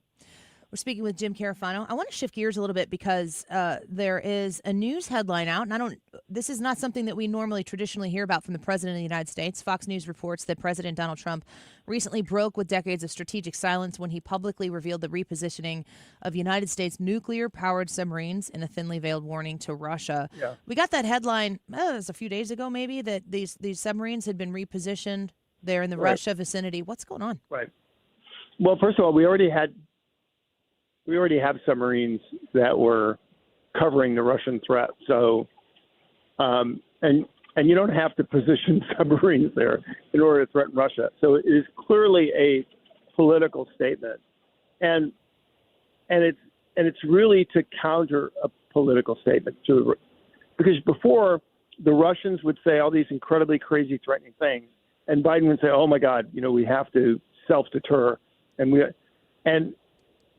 what Trump is saying is, I'm not playing that game. You want to say scary, horrible things. Don't think that I'm going to back down or pause. I'm going to do exactly what I'm telling you I'm going to do. And so the submarines are designed to really put political pressure on the Russians to convince them how serious Trump is. It's nothing to do with elevated security threats or just going to nuclear war, because none of it is. It is for show, but it's an important kind of show. It's an important statement from Donald Trump saying, I don't really care about your hollow, empty threats that scared Joe Biden. They're not going to scare me. Mm. Yeah, and I guess the comments that he's making doesn't cost America anything. It's a way to send a message and to do so in a minimal cost to this country. Do you feel as though, we're all sitting here kind of on the edge of our seats waiting for President Trump to solve the Russia situation. Is that a solvable problem? Well, look, the president's goal is to get to a ceasefire. The only person that can get to a ceasefire is the Russians.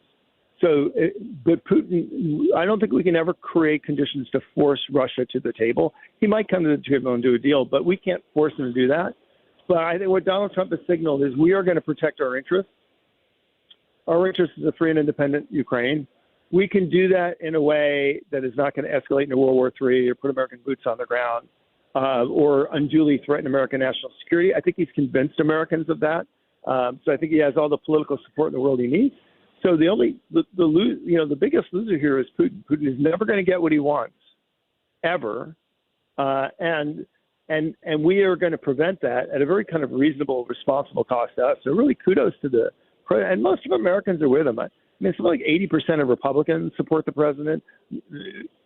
I would say just generally across the board, he's probably got 80-90% of Americans on his side on the course of action that he's chosen, which is exactly what you want. You want the president to do reasonable, responsible things. And the president's kind of demonstrated by asking for the ceasefire, giving the Russians a chance, getting the Ukrainians to be reasonable. He's kind of checked all the blocks, I think, for most Americans. And so I think U.S. policy in Europe's in a good, solid place. Jim, we appreciate you being with us this afternoon, and there's always lots to talk about. We look forward to having you back next week. Thank you for your time. Appreciate me, but not as much as I appreciate the Annie Fry Show.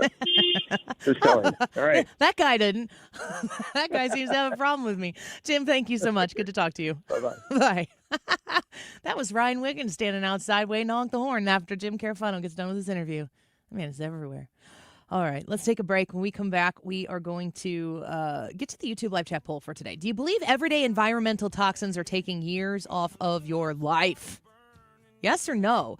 Yesterday, we had Kong Dao on the show, and we were discussing inflammation, which is a word that I keep hearing everywhere, inflammation this, inflammation that, and how impactful it is to your overall health. And then today, I heard Dr. Siegel on Fox News this morning talking about microplastics. And I know I'm listening to this stuff and I'm like, gosh, I know just enough to be terrified by everything. Do you think that everyday environmental toxins in your food, in the plastic containers that you use, everything, everywhere, are they taking years off of your life? Yes or no? Annie Fry YouTube channel. Your thoughts on what you're looking for. Like I said, my eyes are wide open. I want to know what you know. We'll be right back. All you do is just treat me cold. Ain't gonna take it no more. Gonna walk out the door. Lover, lover, lover. You don't treat me no. Home Shield Foundation Repairs.com. Make sure that you have the very best come out and assess your uneven concrete. It is a trip hazard. It's a safety hazard. It's ugly. I'm going to be honest. I'm not fixing ugly concrete, but I am fixing dangerous concrete. Matt Hayes probably doesn't want me to say that. If you got it, go get it fixed. And do it the cost-effective way, of course, with Matt Hayes and Home Shield Foundation Repair, a very smart way to level out that concrete and make it so it's safe and to do it in a way that is affordable. Your driveways, your sideways, your walkways, those areas that you're traversing regularly, if you have mom and dad coming over, you do not want them to trip and break a hip over that uneven concrete. If you're a business, you do not want to have that liability. You need to have it addressed, and you need to address it before it gets worse. 314-227-9636. 314-227-9636. Mention Annie when you call Matt Hayes at Home Shield Foundation Repair. Tell him I sent you. HomeshieldFoundationRepairs.com. Men. Need a clinic that accepts all insurance, including Medicare? U.S. Men's Medical Center in St. Peters does. U.S. Men's helps men experiencing loss of energy, focus, concentration, and low libido. And they accept all insurance, even Medicare, for testosterone replacement therapy. Patients love the staff and the fact that, yes, I'm going to say it again, they accept all insurance, including Medicare. Feel better? Call U.S. Men's Medical Center at 636-244-5333. At the Little Bit Foundation, their philosophy is simple. Remove barriers to learning and empower under-resourced students to success in the classroom and beyond. Little Bit currently serves 17,000 students in 54 schools in the St. Louis metro area, including many impacted by the recent tornado. Join Together Credit Union in supporting the Little Bit Foundation's mission by contributing to their back-to-school drive at all 14 local branch locations during the month of July. For more information about the Little Bit Foundation and how you can support their mission, visit thelittlebitfoundation.org. Are you looking to hire? ZipRecruiter finds the best candidate for your job fast. Try ZipRecruiter for free at ZipRecruiter.com/free. That's ZipRecruiter.com/free.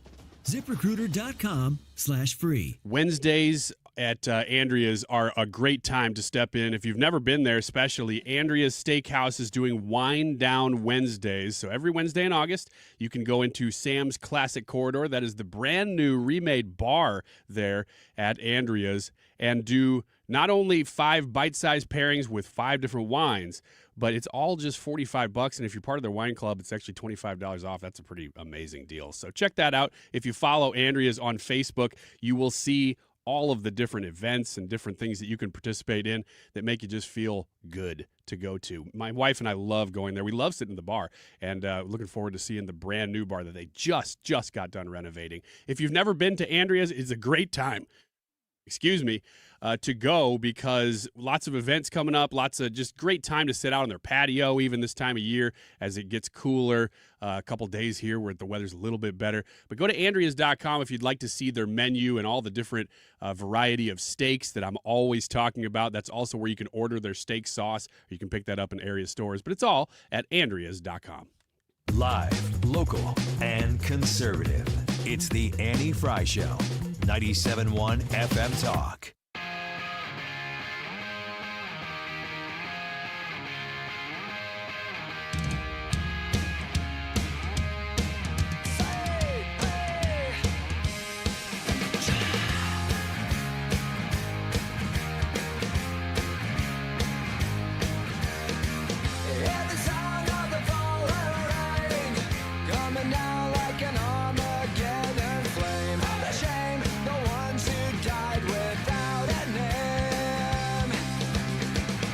Green Day, like the beginning of punk?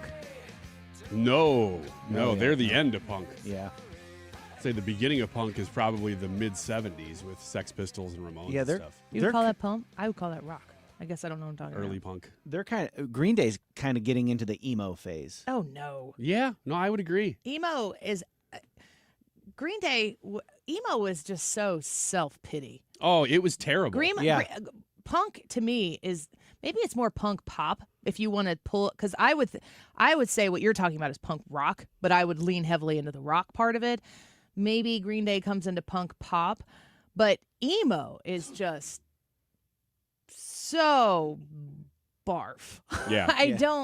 I'm trying to think if there's an emo band that I enjoy. Man, Blink No, 182. they're not emo. They No would be way. considered the very, very beginnings. That I wouldn't No put them way. in emo though. No way. I wouldn't. That's like the meanest thing you could say to people who like Blink 182. I agree. But that was the era that spawned emo. Was But it right after that. because it was the popular music of the time. But it's not emo. Would you call at all? Papa Roach emo? I wouldn't even call him punk. I don't even know where that. Are we in the same Where do we come out with Papa What are Roach? we talking about? Like Papa Roach was like their biggest song was about self-harm. Well, I don't think that's the not themes. emo. Yeah, it's more of a look. That's not and what emo Yeah, I is. didn't consider Papa I mean, if Roach it's a to be a look, part of it. then absolutely Green Day led into Blink 182, which led into emo. Well, I'm actually agreeing with that though. But that doesn't mean that it's not like a hard break. Yeah. I fades wouldn't put into it. I wouldn't put Blink 182 in the emo category. What about Avril Lavigne? No. She's No, borderline. She's the popular version of Yes. punk. That's true. Pop, like we grew up in the golden age of punk pop and hip hop pop. Hip hop became popular and punk became popular.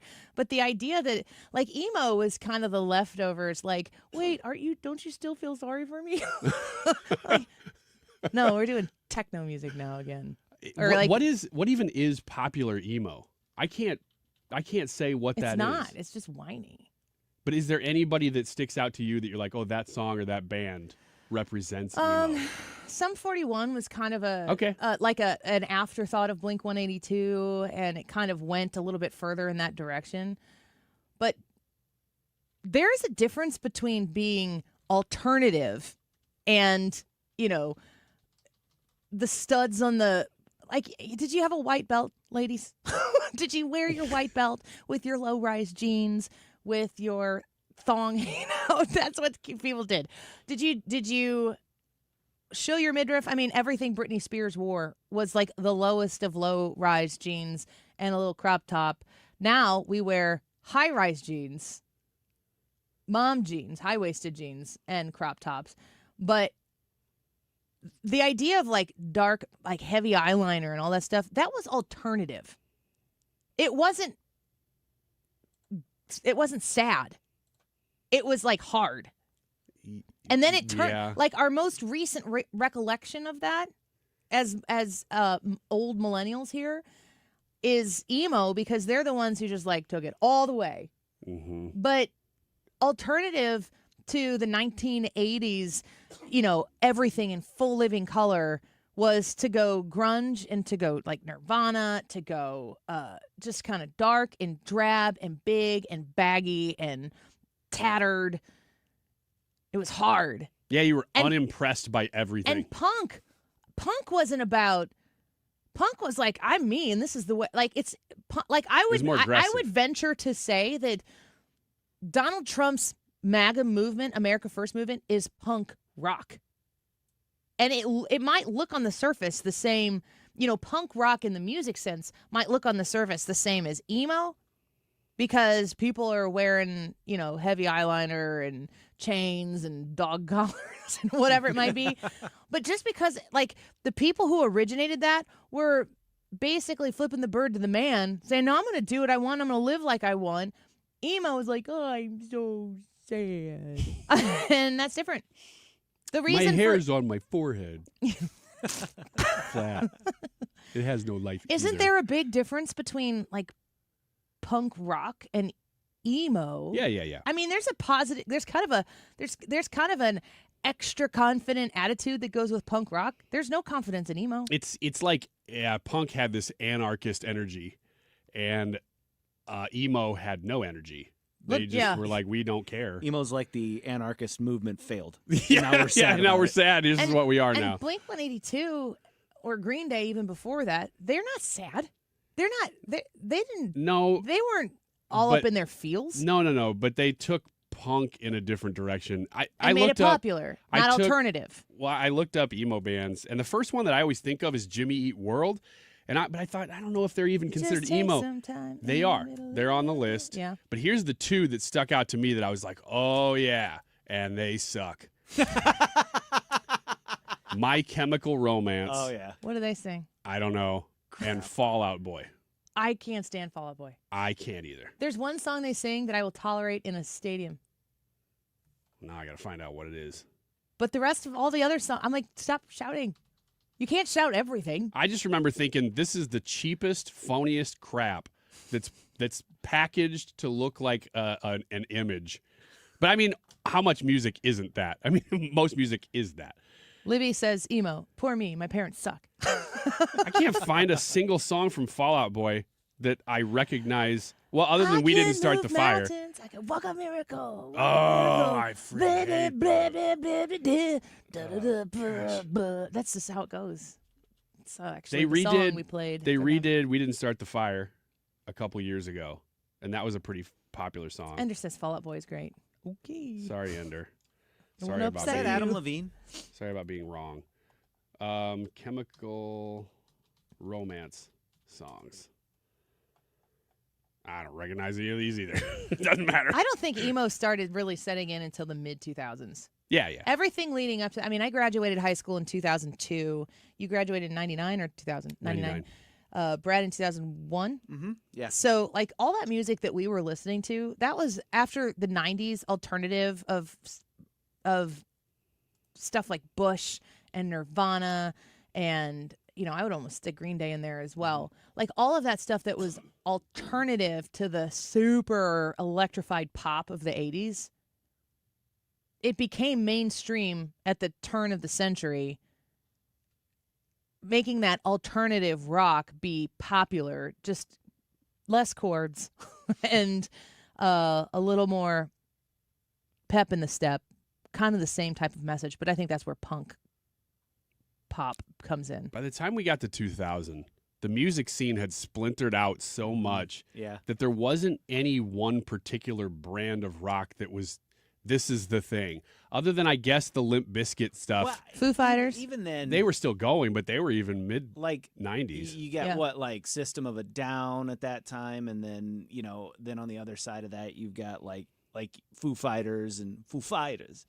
And what? I think he was just doing Dave Grohl told a story about how I'm standing here. I'm trying so hard to hang on to this conversation and participate in it, and then that happens. And You I'm are like, trying hard. I don't. I live this. Dave so Grohl was telling a story about how he got Christopher Walken to mispronounce Foo Fighters at Saturday Night Live. He's like, the emphasis is on the second word. He said Christopher Walken comes out there. He's like, and now Foo Fighters.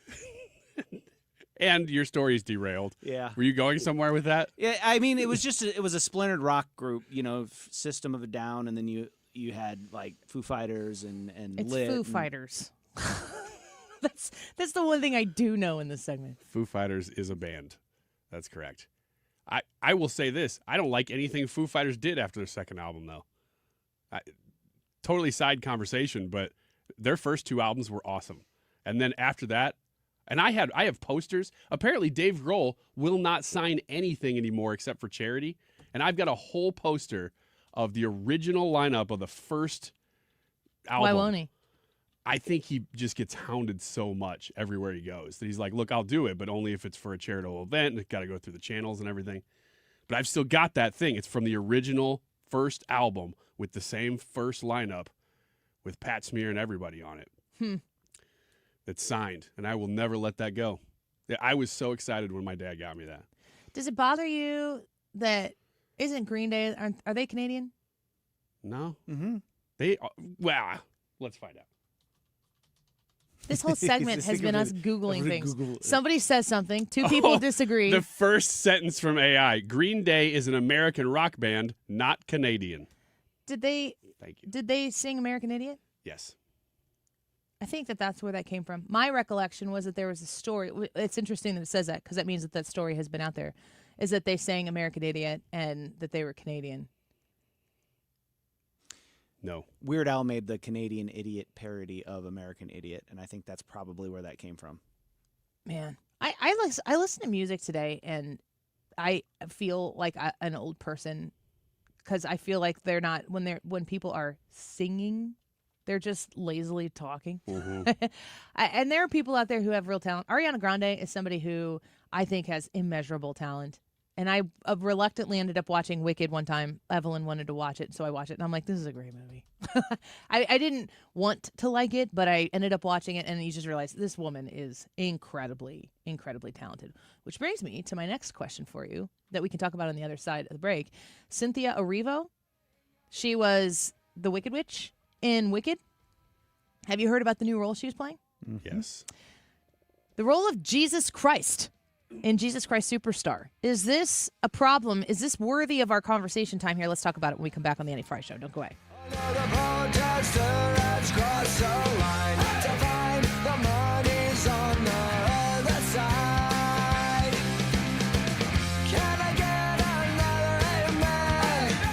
Point Pest Control. That's Point with an E. PointPestControl.com. I want you to give them a call and entrust those critters in your home that you want out of your home. And no, I'm not talking about all those kids. I'm talking about the bugs and the spiders and maybe that thing scratching around in your attic. They can maybe help you with that as well. They work in Missouri. They work in Illinois. And they're at 636-798-0023. 636-798-0023. Mosquitoes as well. If you have them at your home, if you want to have an event out at your patio, but the mosquitoes make it unbearable, they can come to your home and they can pre-treat that area so that your guests are the only ones enjoying the patio while you have that event going on. Give them a call and ask them about how they can help you. And a reminder, we had them in for X's and O's last week. They have a great referral plan going on right now. And if you are a current customer and you do refer the Point Pest Control services to a friend, you both are going to get a really great deal because that referral happened. So make sure that you're out there working on Point Pest Control's behalf as well, because you can save money doing so. 636-798-0023, 636-798-0023, Point with an E, PointPestControl.com. Why do the national tax resolution firms need the tiny fine print at the bottom of all their TV ads? Hi, this is Lance Story with the Lance Story Law Firm. You don't hear fast-talking disclaimers in our ads because the claims we make are 100% transparent. The Lance Story Law Firm primarily focuses on one thing, IRS problems, and we're regulated by the Bar Association, and we have a AAA rating with the Better Business Bureau. IRS issues are serious legal issues. The Lance Story Law Firm has helped thousands of clients navigate the best resolution plans, and we tell you up front exactly how much it'll cost. Tax resolution law is all we do. So before you send money to some out-of-town, high-pressure salesperson, give us a call at the Land Story Law Firm, located right here in St. Louis. Call today to schedule your free consultation with me, 314-260-6120, or visit lance.drurylaw.com. The choice of a lawyer is an important decision and should not be based solely upon advertisements. The number one fear of adults in retirement remains, will I outlive my money? The team at Ricken Financial want to help calm those fears with a complimentary income plan. This includes a deep dive into your retirement strategy to see what's working and where adjustments can be made. Call today for an initial no-cost income plan, 314-207-6211. That's 314-207-6211 or online at rickenfinancial.com. MissouriBrushControl.com. Investment advisory products and services made available through Impact Partnership Wealth, LLC, IPW, a registered investment advisor. Hey, it's Bo Matthews, and Missouri Brush Control is helping landowners reclaim their property through eco-friendly forestry mulching. Missouri Brush Control can transform your overgrown acreage into accessible and usable land, and in a fraction of the time compared to conventional methods. Missouri Brush Control also cleans up around ponds, lakes, and dams, allowing easy access to your water feature. They service residential, commercial, and recreational properties with their specialized machines and years of expertise. Enjoy your land like you've always dreamed of. Visit MissouriBrushControl.com. That's MissouriBrushControl.com. Do you believe everyday environmental toxins are taking years off your life? Yes or no? YouTube live chat poll of the day. A little bit different topic. We'd like you to weigh in on it. 134. This time check is sponsored by Jerry Kelly Heating and Air Conditioning. It's time for a $98 AC tune-up. Where common sense rules the mic. 97.1 FM Talk. St. Louis Conservative.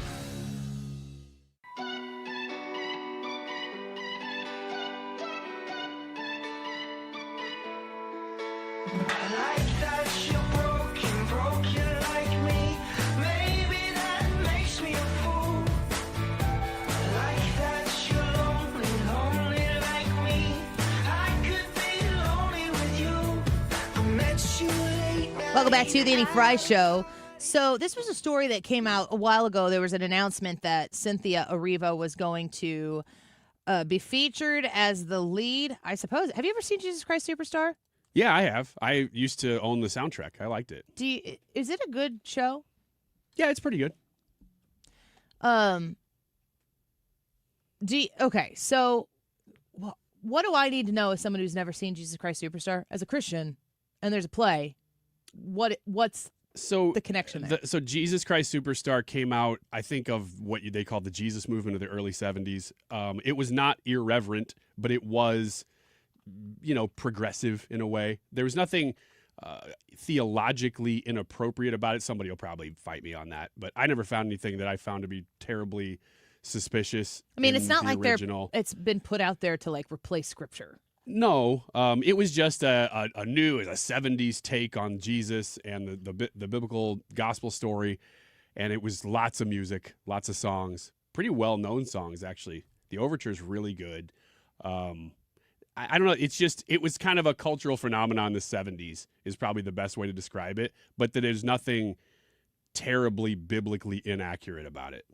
My favorite plays is Joseph and the Amazing Technicolor Dreamcoat. It's the story of Joseph. Yeah. And 1996 or 1997, I went to Chicago Theater to see Donny Osmond, who starred in Joseph and the Amazing Technicolor Dreamcoat, because my cousin, very talented, was in the children's chorus that sings along with it. So I got to go see my cousin, and it was really an amazing experience and really cool that he got to do that, and Donny Osmond did great.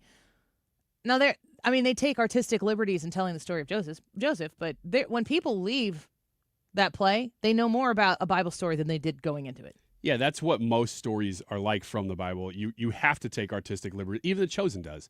And people love that. You have to do it if you're going to tell the story. You can't do it exactly. Otherwise, it's too dry. You have to tell a story using the Bible as the source material. Well, I don't know if you've seen a lot of the coverage of this or if you know anything about Cynthia Erivo. She is, if you're unfamiliar with that name, she is the woman who played the Wicked Witch in Wicked, the green one. Very talented actress. I don't think you can deny that. The Daily Wire has an article out on this written by Amanda Harding, and the headline is Intentional Blasphemy. Internet reacts to Cynthia Erivo as Jesus in Jesus Christ Superstar. Subheadline, God will not be mocked.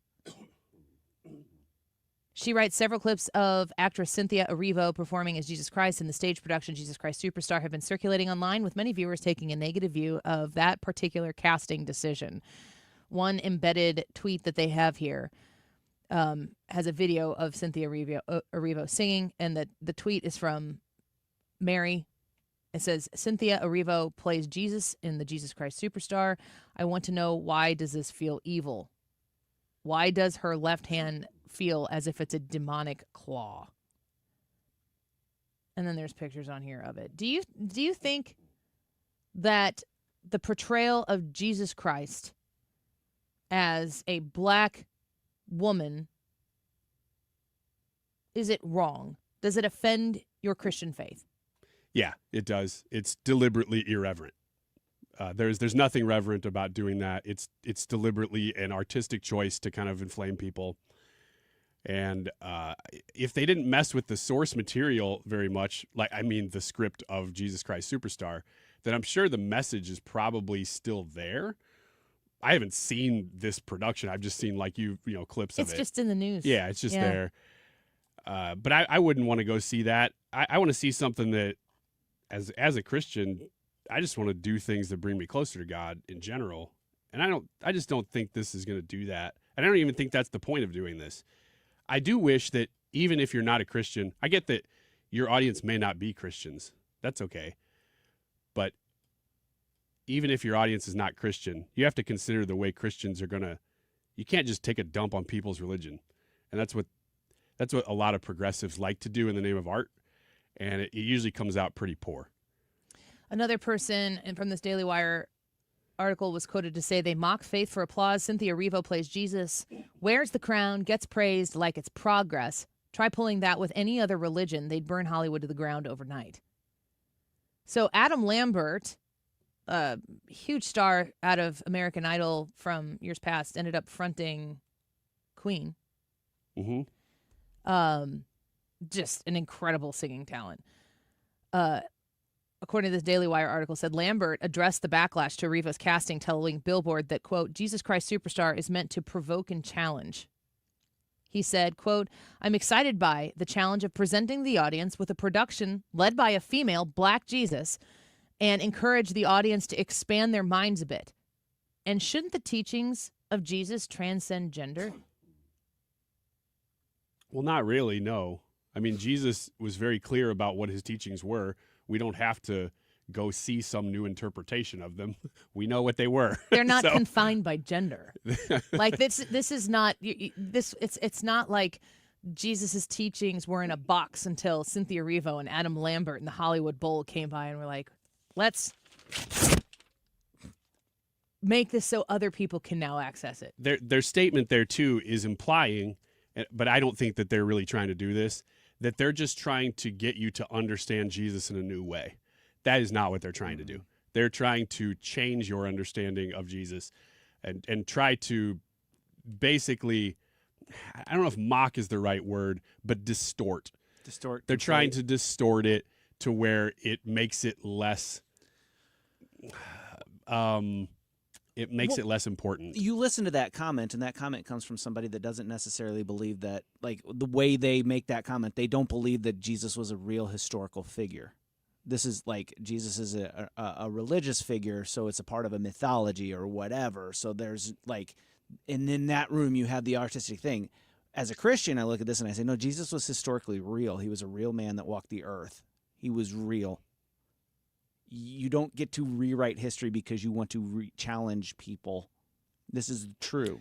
And I'll add, too, that I actually like artistic interpretations of basically everything. If you want to approach even the biblical account. Hamilton, the entire Hamilton story is putting Black people in the position of our founding fathers, and just because their skin is black doesn't change the message of the story the way it is told. I mean, I've watched Hamilton, and historically, other than the skin color of the actor, the story is still the same.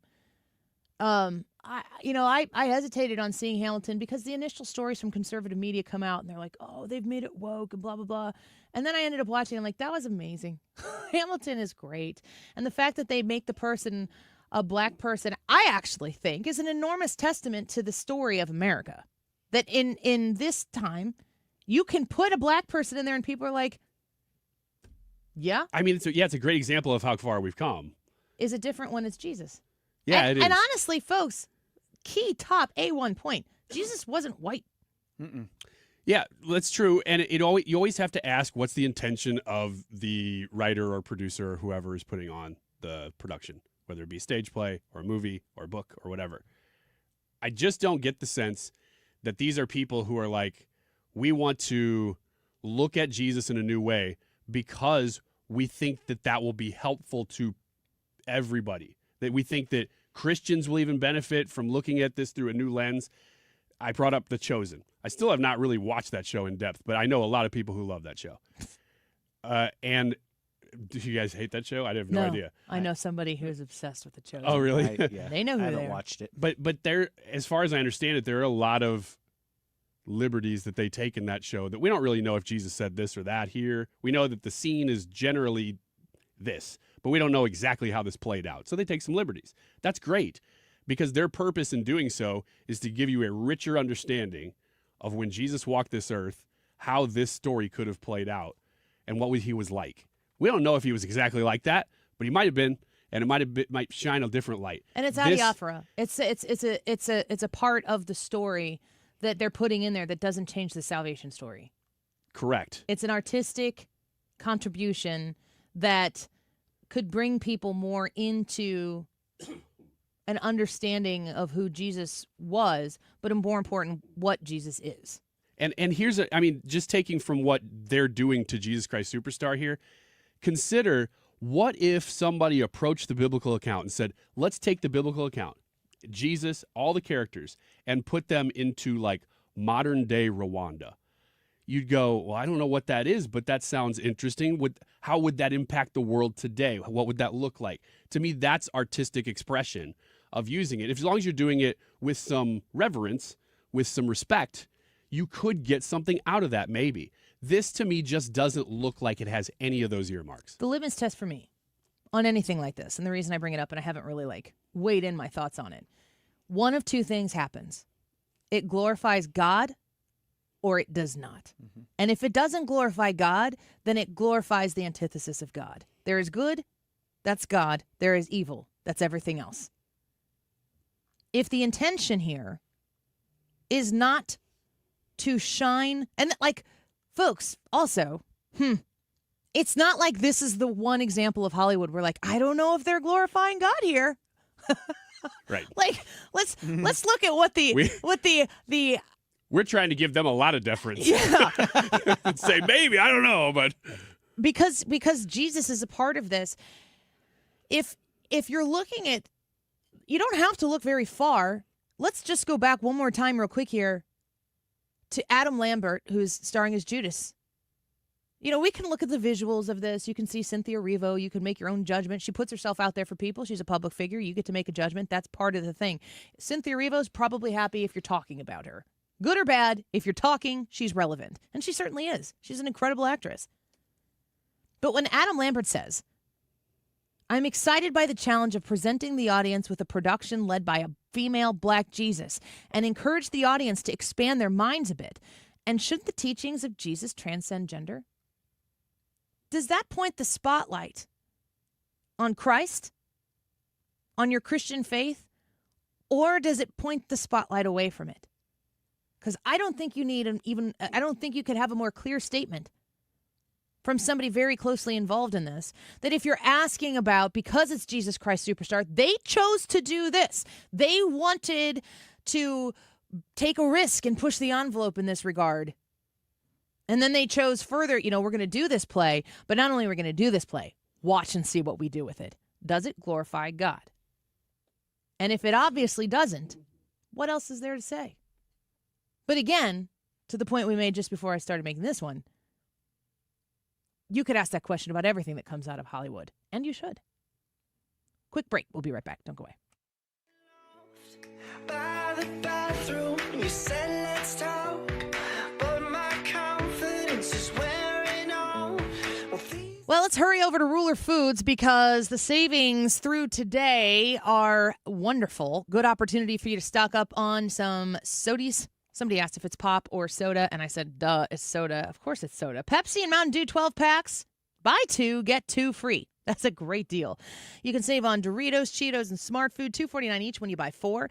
And our family favorite when we're shopping at Ruler Foods, get 2 pounds of strawberries, 18 ounces of blueberries, only $3.99 each. Kroger 73% lean ground beef. You can stock up the freezer with this great Kroger 73% lean ground beef, just $3.99 a pound when it's sold in a 3-pound roll. You can stock up at Ruler Foods and you can shop smart. You can spend less. You can also have all of the savings that they have every day on the name brands that you love but also the Kroger brands at Ruler Foods prices. You can have them delivered directly to your door. Check out the Instacart option that they have at Ruler Foods. Find the Ruler Foods closest to you. Just visit them online at rulerfoods.com. Mark Cox doesn't fake it. He's lived it here in St. Louis. Pro-freedom, pro-family, pro-truth. If it matters to Missouri, it matters to Mark. Mark Cox, mornings on 97.1 FM Talk. St. Louis Conservative. If it's time for new windows, there's only one place to call. That is Window World. Mark Cox here. Call my friends at Window World at 314-993-1800 for your free estimate today. If you have any questions, they'll be glad to send someone out to explain all of it to you. You can even schedule right online at windowworldstl.com. You know, there's a lot of high-interest financing out there, but here's what Window World's doing. Right now, they're offering 18 up to 36 months, same as cash financing with approved credit. You can't beat that. You also get a lifetime warranty that covers all of the parts, the glass breakage, and labor. Who else stands behind their product like that? Over half the appointments Window World will set this year are from previous customers or referrals from those customers. That is a testimony to their customer service, their quality, and their commitment to creating loyal customers. That's what you get with Window World. Call them at 314-993-1800, windowworldstl.com. This station is now conducting a test of the emergency alert system. This is only a test.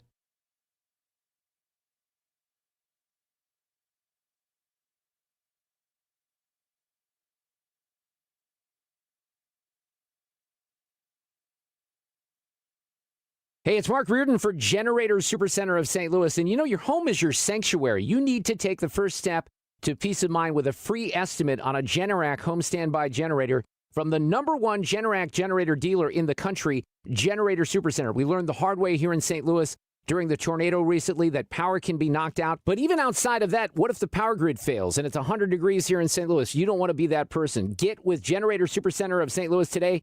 Generator Supercenter of St. Louis.com. Tell them that we sent you along. Now, back to the Annie Fry Show. Real talk for real people. 97.1 FM Talk.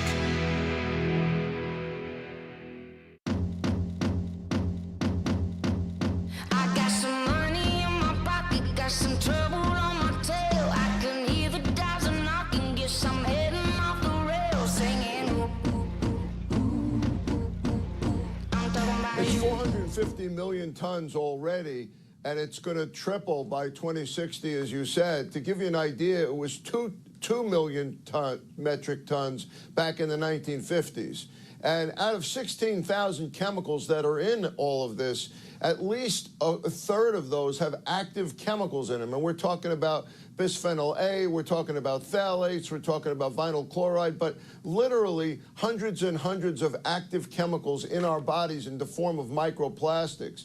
Endocrine disruptors I just mentioned that interfere with fertility. We're finding a teaspoonful of plastics in our brains. Our hearts, I've talked to top cardiologists who believe it's directly related to heart disease, to causing heart disease. We got to do something about this, and there's a global plastics treaty that's being negotiated right now in Geneva, but I'll tell you the problem, Jillian, some countries are resisting, and it's likely not to have any teeth, because of oil-producing countries like Saudi Arabia, where the plastics come directly from fossil fuels, of course. So there's a big debate and a big back and forth over this, but the plastics are doing tremendous damage to human health, as RFK Jr. says. I completely agree with him on this. Siegel talking about the plastics that have infiltrated our bodies. He said you have a teaspoon of microplastics in your brain.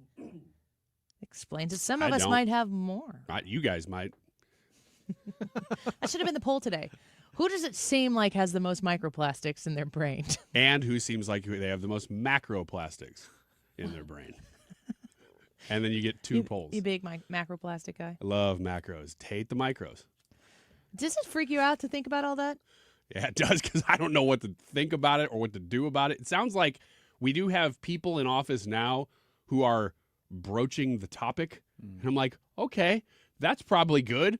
But I still don't know what they're going to... I mean, if you come up with some multinational solution to the problem, like, hey, great, didn't know you could do that. The thing about it that freaks me out the most is that I'm paying attention to it, but I don't know anything. And I'm always worried about, like, this, I'm primed to be sold. Me too. Like, someone's I like, know. oh, you got to do this, blah, blah, blah. And in 5 years, they're going to be like, that very thing that I started doing is what's killing me now. Yeah.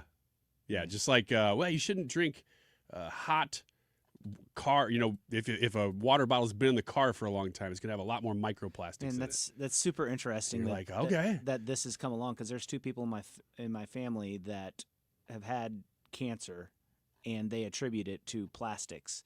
One Who's they? Who attributes it? The people that had They cancer. okay. They do. So the one drank coffee out of the same mug for 30 years, and it was just a plastic, travel mug. Put their coffee in it, away they go. The other one would refill plastic water But there's bottles no way with to water. know that that's what caused it. They don't Like, know it, but like where the cancers were and that sort of thing. I guess you could. They haven't had the test, but that's what they suspect. Do you do anything about it? I know I have people in my family who have replaced plastic storageware in their fridge. Like, they put their food in a glass bowl. It's got a wood top. I haven't done a thing about it because I don't know what to do. Because like you said, in 5 years, you're going to go, oh, it wasn't that thing. It was this thing. Isn't it wild, though, to look at, like, old-timey pictures and see everybody's thin? Yeah. Have you thought, though, because, and maybe you're looking at different ones than I am, but when they bring up those pictures from, oh, look at this is 1974 on the beach and everybody's thin. And it's like, well, yeah, but it's also just one spot, one day on the beach. And you're on the beach where people like to show off their bodies, so you might get more thin people. I'm not saying we haven't gained... they'll show like walking downtown New York. Yeah, I'm not saying we haven't gained a lot of weight as a society. Clearly, our obesity numbers are off the charts compared to what they used to be. They got a picture, they got a shot right now at the United Nations in New York. And if you're looking out there, most people that you see are not slim. That doesn't mean that they're obese by any means, but the body shape of Americans today is vastly different than it was in the 1950s. Mm-hmm. Part of it is that we just don't move around that much. Because I don't think it's just food related. I think it's that we are pretty sedentary. Yeah, I mean, it's the part of it. I always hear people say, like, you can't outwork a bad diet. That, I mean, even if you were out there hustling, bustling, if you're eating crap, it doesn't matter.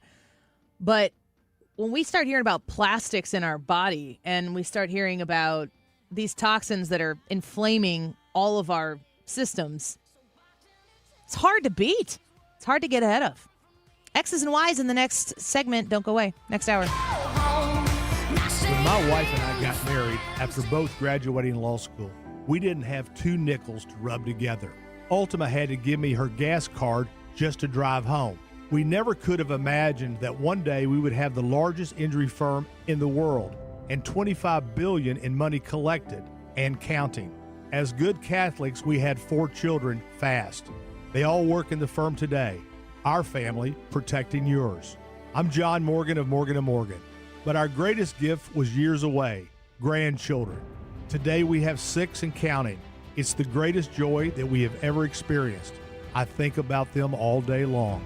Our family promises to protect your family should you need us. Call us. It's easy. Visit forthepeople.com and make sure you hug your grandchildren. God's final gift to us. Morgan & Morgan, for the people.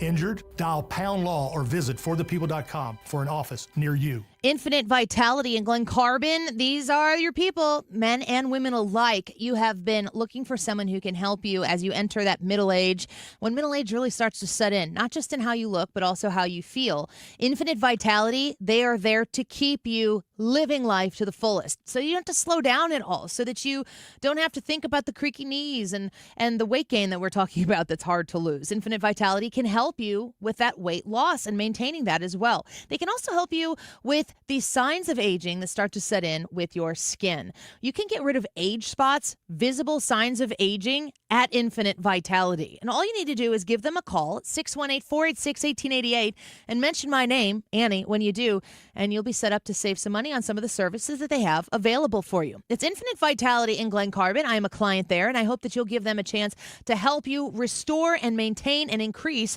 your vitality. Infinite-vitality.com.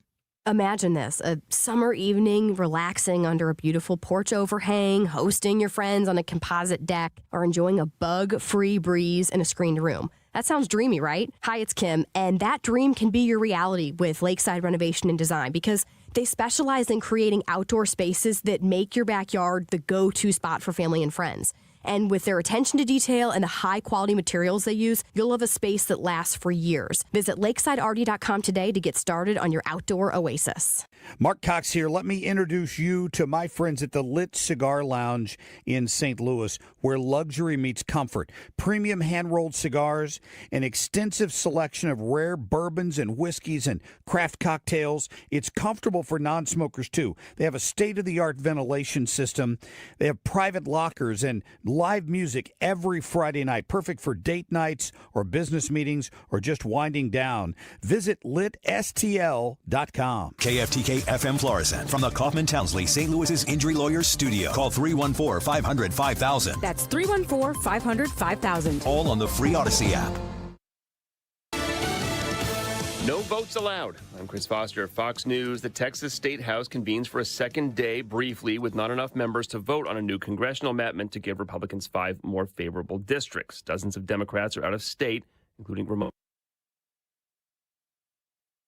Of all Americans to value their vote and never be discouraged by way of a map drawn to say that your vote doesn't matter.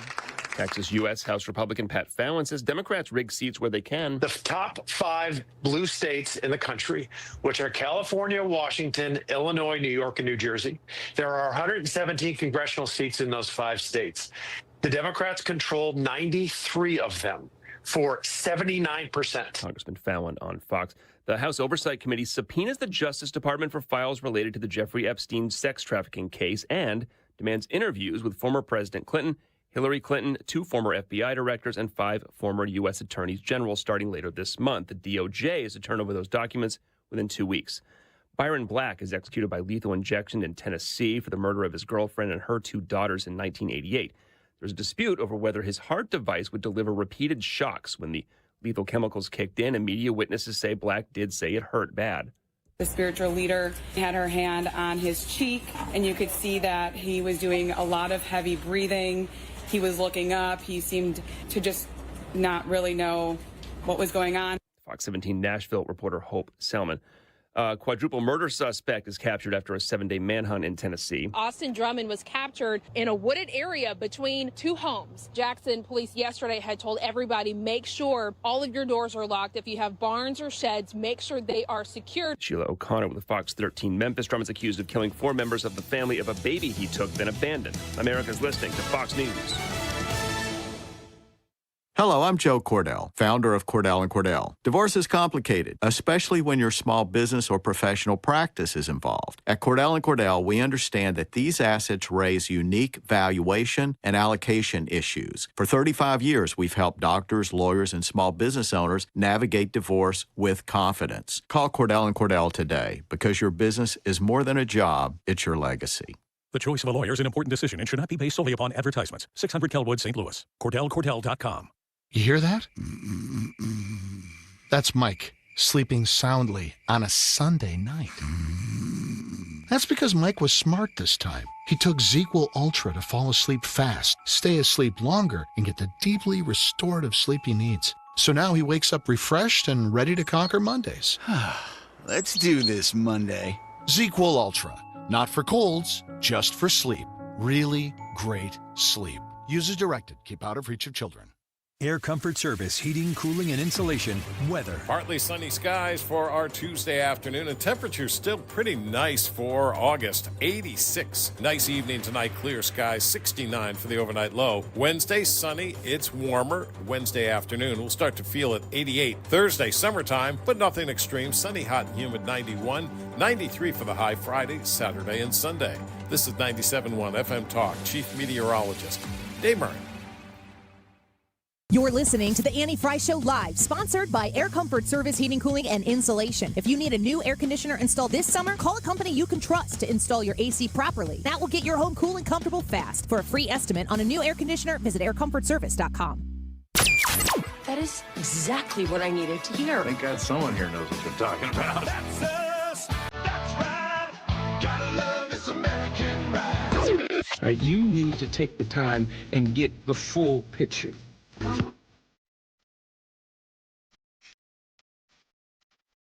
Don't get me wrong, I love the ladies. I mean, they rev my engine, but they don't belong in the newsroom.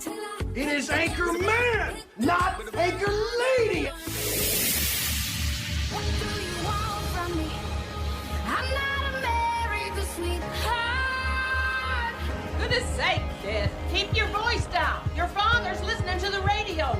I'm not America's sweetheart. This is the Annie Fry Show. Welcome back to the Annie Fry Show. There were a lot of stories that were popping today, especially with the Department of Justice and the Epstein stuff. Joe Biden, is it a scandal? Would you call the whole presidency is a scandal, no? Well, are you talking about AutoPen? Yeah, and his competency, his presence, yes. all of these people coming in to testify, most of them pleading the fifth. Yes. Corinne Jean-Pierre is supposed to come in next week, I think. Wow. That's. I wonder if she'll interesting. talk. She was so good at it. No. Wouldn't that be really funny if she just gave all the information she had and it was just the same as every press briefing she ever did? She just said the exact same thing. Open the binder. Let me be clear. When she got out of being the press secretary, obviously, she changed her registration. She's not a Democrat anymore. I saw that. She's an independent. That was a little blip on the radar there shortly after Trump took office. She's young enough that I would think that she wouldn't want her entire career to be tethered to whatever is going to come out. I don't know how you separate yourself. I mean, everybody in the world knows you as the person who couldn't really defend Biden. No, there's you could easily. She's not.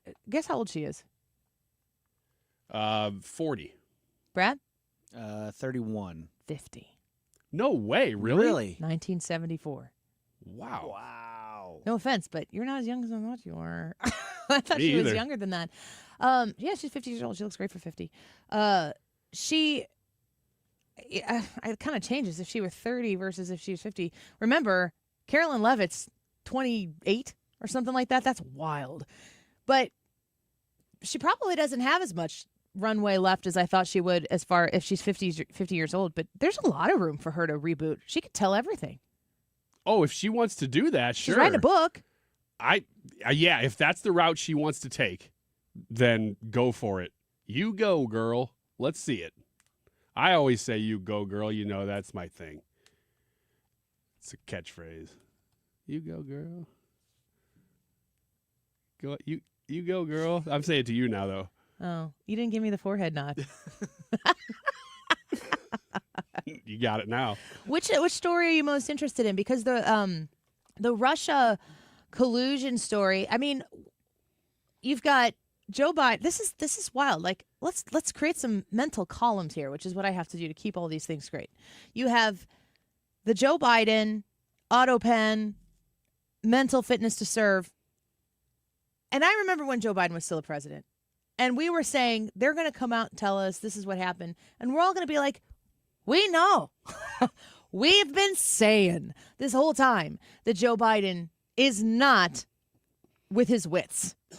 He is not in a position to be doing what he's doing. And we all said here, I know that I specifically said over and over again, I don't think he's doing the job. Who is doing the job? The American people have a right to know that. Okay, column A, set it aside. Column B, I said Epstein files. Did you hear today that there's subpoenas out for the Clintons? The Clintons. And the Epstein stuff. The spiciness of what is downstream from where we are right now for any one of these individual columns is historically proportional to maybe nothing that this country has ever seen before. And behind door number 3, we have a collusion Russia hoax perpetrated by one Hillary Clinton, who was running for office.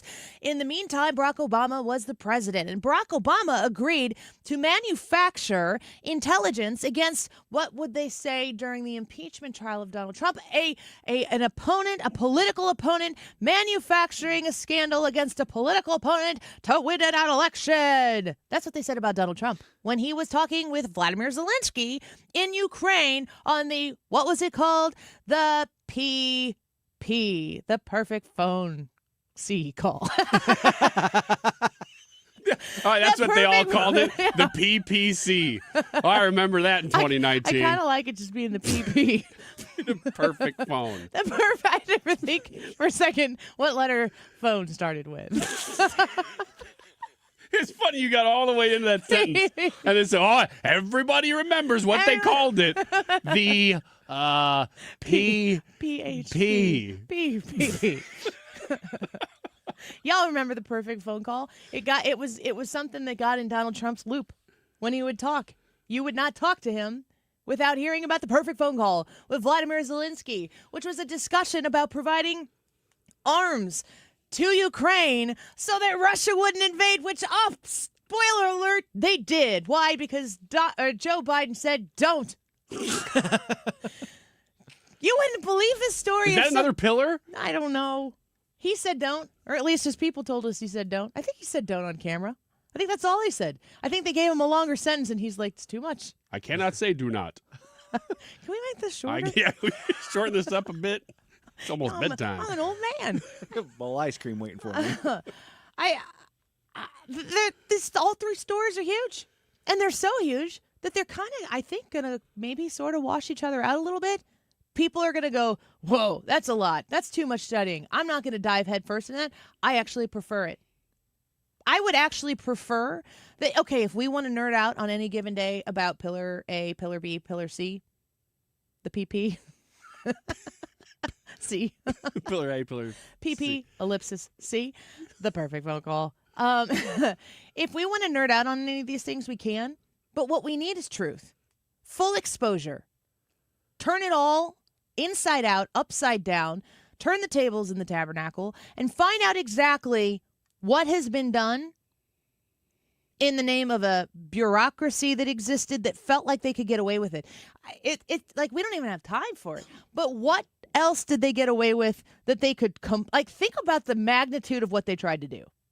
They tried to steal an election from the American people. They tried to take the election away from you. It's possible, pillar D, that they did it in 2020. And pillar E is COVID. Is 2020 the election, or is it COVID? I don't believe any of these fools. And the more that I find out when they reveal this information, the more I ask questions about things that prior to that I was kind of going, oh, I don't know. I don't want to be a conspirator. Somebody who's obsessed with the some of these stories are going to turn out to be really, really terrible, but not as terrible as the most crazy conspiracies that have been contrived. So if there's a little bit, like if it's a 9 on a 10-point scale in salaciousness, I don't want to be uninterested in it because it's not as bad as it could have been.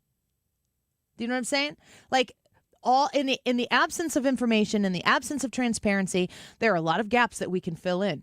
And if all of those gaps that people on social media platforms have filled in with questions don't come out to be true, that doesn't mean that the actual truth of the story is going to be less worthy of the American people's time to be provided with the truth, the information that is real, and the exposure that can make sure that those people don't get their hands on the wheel of power in the future.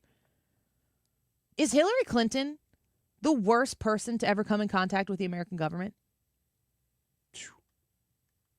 I don't know. She is a consistent factor in all of these stories. Tell you what, I think we're going to find out I will say this. I like your turning tables at the tabernacle, the TTT, as they put it. Biblical alliteration. But I think there's a better one even than that. I have a feeling that what you're about to say is not serious. No, it is. Ooh, I'm convinced. You know, now. What is Trump known for physically? His hair. What was Samson known for? Samson, Trump, is going to walk amongst the pillars that you just described. The whole thing is going to come crashing down. I thought you were going to talk about that picture of Donald Trump with a shaved head and a goatee that I still think is worth a shot. I'm not talking about that. No, I really do believe that this time around, he got kind of lulled to sleep in his first time because he was new to government. And this guy was a businessman. He'd never been in public office before. He's the president of the United States. And he got taken advantage of. And we're seeing that now. He's come back, and he is not going to play games. He said recently that he thought, when people were saying lock her up about Hillary, it was fun for the campaign, but he's like, I never did anything about it. You could see that I didn't in my first term. And that's because I thought it was time to let bygones be bygones and move on and do the business of the country. But they wouldn't allow it. They would not allow me to continue. They kept just throwing down barbed wire. So now he has to deal with it. And I don't think he's going to have mercy this time. I think that time has come and passed. The beautiful part about, I think, what is upon us, and beautiful, I mean, in an arc of a story, that if you were writing it and you were wanting vindication, maybe even revenge, in any good story, you get that in the conclusion, but maybe in a great story, you get it in a way that you didn't anticipate. It looks a little different. The vindication here, for me, comes in Donald Trump sitting on the sidelines watching as it all happens, and he's a direct party to none of it. That the exposure of the truth and the Justice Department and the people both represented in those who he has appointed in the Justice Department, the investigative departments, in the intelligence departments, do work that exposes what is real. And that if there are people who can be held criminally liable because they can be charged with crimes that have occurred, that happens. But ultimately, that this country knows the truth and acts on truth to say we are never in our lifetime giving these people the opportunity to have the levers of power again.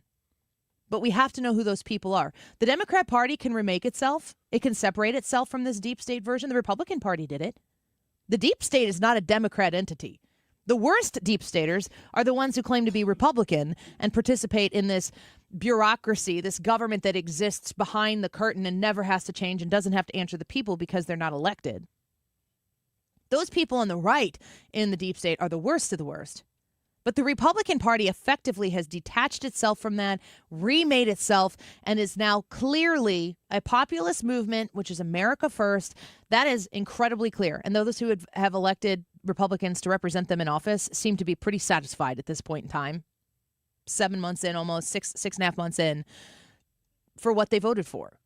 The Democrat Party is listless at this point in time, but they too will separate themselves from the Democrat Party that we know right now, that everyone's looking at like, why would you want to be involved with this sugar show? You do not want to be involved in this. It's a mess. It's an absolute disaster. There's nowhere to hook a wagon to and get from point A to point B. They don't know what they're doing. They will remake themselves, but when they do, every person involved in the deep state that was trying to steal the country away from the American people, they need to be left out to dry, left behind, forgotten, so that their, legacy, boy, that's a big thing for these people because they have power, they have money. They want to live forever with legacy. We got to make sure that doesn't happen. And I think Donald Trump being able to sit on the sidelines and not being the one who's, obviously this isn't real, but would be like, gaveling the sentence or whatever to them, sitting on the side and just knowing they got what was coming. If we get to live to see that, that will be so satisfying. I'm saying get ready. I think it's here. It's happening now. We'll be covering it front to back. Probably not in sports and local, though, with Ethan, but you never know. You really don't. It's coming up next. If you want to find out what's coming on, what's happening locally in sports and in local news, Ethan will give us the headlines next. Don't go away.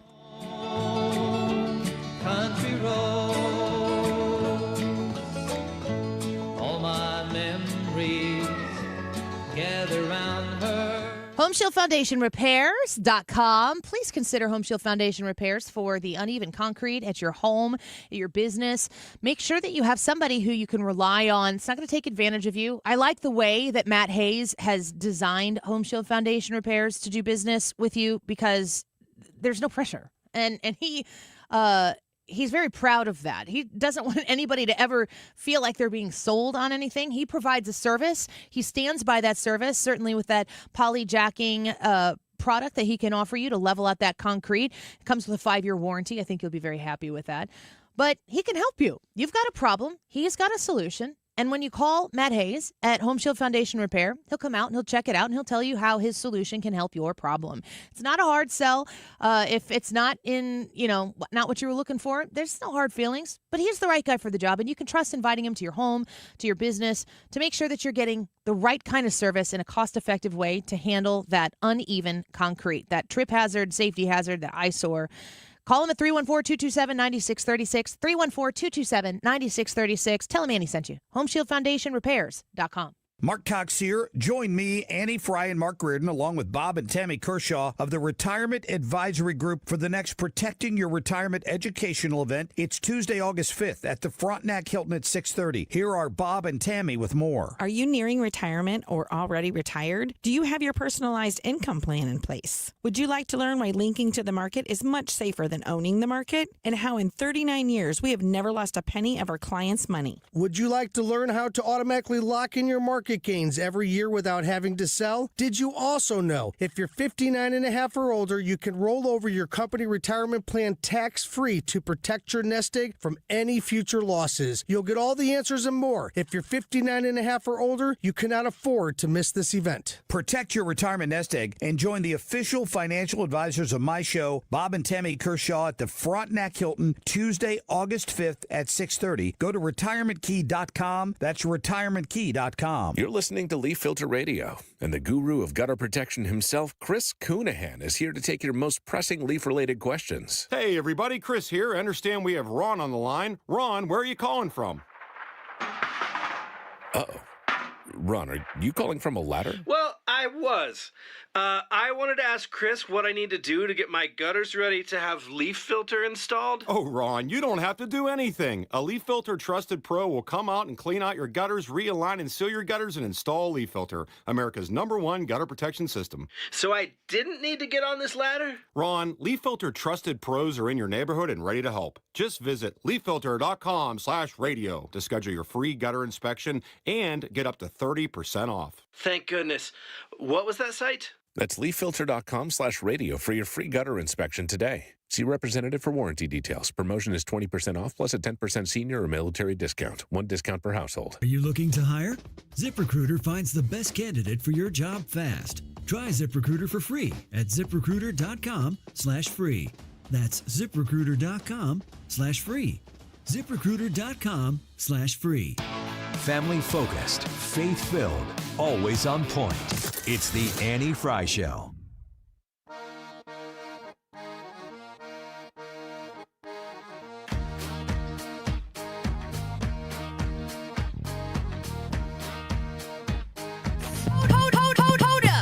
Check it out. Sports and local. Little Donnie's Daily Chore. Donnie. Little Donnie's Daily Chore. What's... Are you just picking names now? Yeah. It's Ethan's segment. Yeah, I know. But why say Ethan when you can say Little Donnie? Because it's not his name. Absolutely zero correlation. We believe in accuracy. Between myself, Ethan, and If you would Donnie. have said Little Hanny's Daily That Chore, would have made sense. Then he's like, yeah, that would have made sense. That would have been good too. I don't even think you're doing these. I think that your AI algorithm has gotten out of control. I agree. Locals news. Hello, friends, and Ryan. Hi, Ethan. Hi, Ethan. Hi. But thank you, guys. Before I get into the actual important news, I just got to throw out there. Last night, the Cardinals played it was an awesome baseball game. Game 1 against the Los Angeles Dodgers. They won 3-2. Great pitchers duel. Sonny Gray allowed 1 hit over 7 innings. Lars Newbar made the catch of his life in one of the biggest moments in the game in the 9th inning. Couple of big home runs. Very fun game. And the Cardinals get back to 500 with that win. It's been ugly as of late, but it's nice when you can just kind of like put it away and just like say, okay, that was a good baseball game. That was fun to watch. So good stuff for the Cardinals last night. Now on to the important news. This is breaking, guys. The St. Louis public schools, well, they're kind of corrupt. Oh, yeah? He's been breaking some serious local news here. All right. So an audit just came out from the Missouri auditor, Scott Fitzpatrick, who has been reviewing their year-long district finances, and he gave them the lowest possible rating, poor. That's literally what it says, just straight up poor. So they don't have money. No money. Let's take a look here at some of the different things that have been shared as to how they are spending some of the money dollars. they don't have. Correct. They are on pace to run out of money here by 2030. Aren't we all? So that's a good start. The 2030-31 year with no real plan to return to a balanced budget. Fitzpatrick launched the audit last August, after former Superintendent Keisha Scarlett was placed on leave for her spending and hiring practices during her first year in the position. His team confirmed reports that Scarlett had awarded salaries and raises to her cabinet members beyond the maximum pay rates and without board approval. The largest raise beyond the maximum. The largest raise went to the current superintendent Millicent Borshade, who was making $230. Millicent. Oh. She was making $230,000 as Scarlett's deputy, $44,000 over the maximum, and now she makes $268,000, matching Scarlett's previous salary. As well as this, in a violation of Missouri Constitution, which prohibits retroactive pay for government employees, St. Louis Public Schools paid about $3.5 million in attendance bonuses to employees. The audit found. It also says that it details questionable and unreasonable credit card purchases without an educational benefit. Over $3,800 spent at Topgolf. Almost $1,700 spent for 4 nights at Caesar's Palace in Las Vegas. $1,200 for 8 nights in an Airbnb in Atlanta for the Fatamata. So I don't know what that is. If you guys do, please let me know. Oh, the Fatamata so. Yep, Fatimata so. I got nothing. Credit cards were also used for at least $1,700 in travel upgrades for St. Louis public school administrators and board members in a violation of district policy. I could keep going. It's a shame they couldn't afford to not put those things on the government dole since they were only making $230,000 a year. Is this unbelievable or what? It's sadly believable. I would not. Yeah, I would trust that this were more accurate than if they were like, oh, we found them to be fiscally responsible. Yeah, we would have led the show with that. It wouldn't have waited till 2:18. Shocker. In a statement yesterday, Superintendent Borshade said she welcomes the opportunity for transparency and public accountability from the state audit. The district has implemented tighter internal controls on contracts, credit cards, and hiring in the past year, the superintendent also stated. It also says a report was released this past month by the SLPS suggesting that the district could save $182 million over the next 5 years by shutting down 37 of 68 public schools in St. Louis. Wow. Is that crazy or what? Well, they're just in it for the kids. They're public servants. What do they get out of it? Yeah, that's all. Nothing. Let me interject here real quick. I think Edwardsville School District is in contract negotiations right now. I don't follow it. I don't have kids in the Edwardsville School District. I pay taxes to the Edwardsville School District. So there's an effort out right now for people to support the teachers. Okay, fine. I'm neither here nor there on that issue for the sake of this show. But I saw a poster or a yard sign that was put out in Edwardsville that said, teachers are the heartbeat of the district, or something like that. And I thought, I don't know if that's the right message. Like that they forgot maybe another group of people, which is the real administrators. The administrators. That's kind of where I was going with it. Yeah, they're hurting for cash. I just thought, I understand in the context of a union. Now, I'm not a fan of publicly funded unions, so I am not a teachers union fan. But I am married to a public school teacher, and I do want him to get paid what he is owed. I think he's an exceptional teacher. So I would like him to get paid more because I would like him to be incentivized to go above and beyond. That's not the way their system works. I'm not the one who gets to negotiate it, so on and so forth. But if you're having if you're having the conversation about teachers unions, it's very important to understand that teachers unions are there for the teachers. Teachers unions aren't there to create the best student experience. They are there to protect the teacher. Now, you could certainly make the case that a strong teachers union and well-defended teachers will provide a better education environment for the kids. I'm sure that the teachers union would say that. But putting on a sign that teachers are the heartbeat of the district, if I got that exact verbiage wrong, forgive me, but that was the point. I knew it was teachers are the heartbeat. That is taking an internal discussion, pointing it outward to the people who you want support from, and missing the mark in the biggest possible way. The reason why communities love their teachers is because those teachers care for the students. Other than that, other than the teacher's responsibility to educating our students, no matter what those students, what kind of baggage or demographics or anything that a student walks into a classroom with, that a teacher's going to see that kid and pull out of them the best possible progress in learning, best possible education that you could possibly muster, that's all going to come because the teacher is good at his or her job. If you're having an internal conversation from a teachers union saying, you guys are the heartbeat of this district. We have the best teachers in all the districts in all the land in the Edwardsville School District, and you guys are the most important part of that. That is an internal conversation that when I saw that sign out at the corner of some intersection in Edwardsville, I thought, you're losing people when you say this. You need to make the case that because you have a strong teachers union and you have the best teachers that this district can find, that it's for the kids. Teachers unions are so powerful and have been able to flex so much that they don't even advocate that it's for the kids anymore. And they think that it's worthy. I mean, in that essence, yes, I literally contractually love a teacher, a public school teacher. So don't come at me, teachers. I appreciate what you do. I know the work that you put in. But I also appreciate plumbers. And I also appreciate people who are working the cashier that are coming to work and putting in the same amount of time. They're working their tail off. They're trying to make ends meet. Like, at the end of the day, we're all workers. The thing that makes teachers special to so many people is their relationship with our kids. And, I mean, in this St. Louis public schools,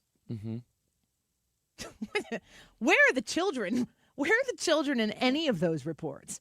It's not even, I mean, I could go on and on. But do you know what I'm saying, folks? Like, I'm going to tell you this right now, just a little political tip that no teacher's asking me for. When you're trying to advocate for a better contract in a district that's funded by the people who are looking at those signs, make sure that they know that ultimately this is for the kids.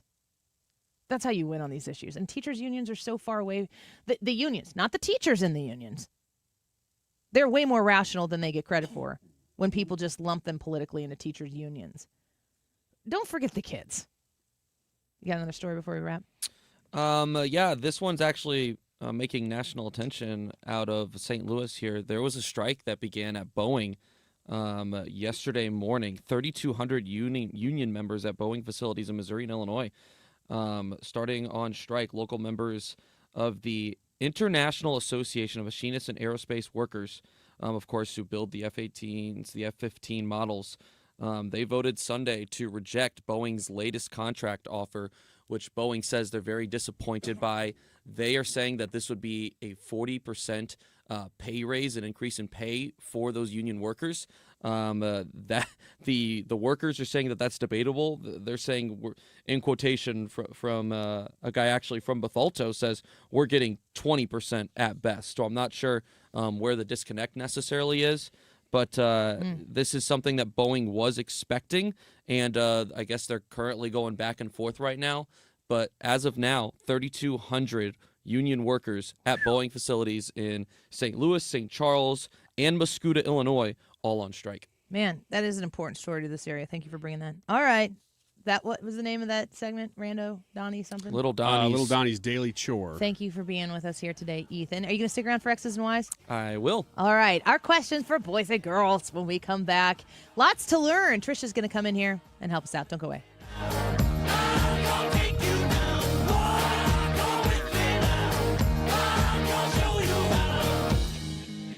Stewart's American Mortgage. He's got the bagel loan, and the bagel loan is waiting for you. 314-324-4440. 314-324-4440. Stewie wants to help you connect with the mortgage that is the smartest in the game, and he's the one who has the bagel loan. Bagels look like zeros. That's why he called it the bagel loan.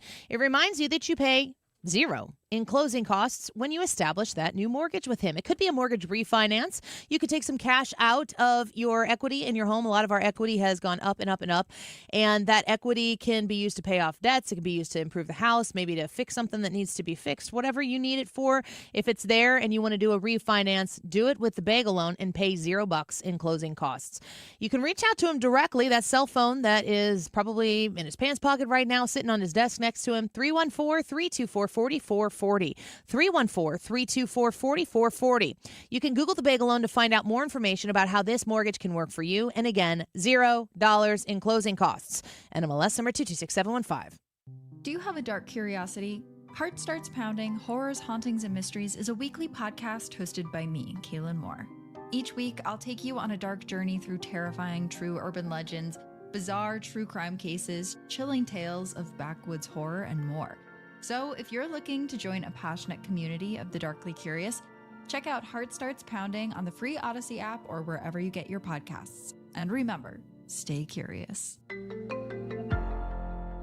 I'm Ultima Morgan of Morgan & Morgan. Every time one of my children started driving, it was terrifying. I am quite aware of the dangers being on the road. Thousands of accidents happen across the country. We see it every day. These families' lives will be changed in an instant. We fight for these families as if they were our own. We've become America's largest injury law firm by winning cases just like these. If you've been injured in a car accident, call us. Injured? Dial # law or visit forthepeople.com for an office near you. With the heat we have here in St. Louis, just a note, most air conditioners aren't set or able to handle 100 degrees without running constantly. So before you freak out and think your air conditioner is bad, here's a few tips. If you don't have ceiling fans in your bedrooms, you can get pedestal fans and put them in your room. Keep those running all the time. On a second-story house, put one pedestal fan on top of your steps and blow it into the foyer area up high so it's cooling the heat as it's coming up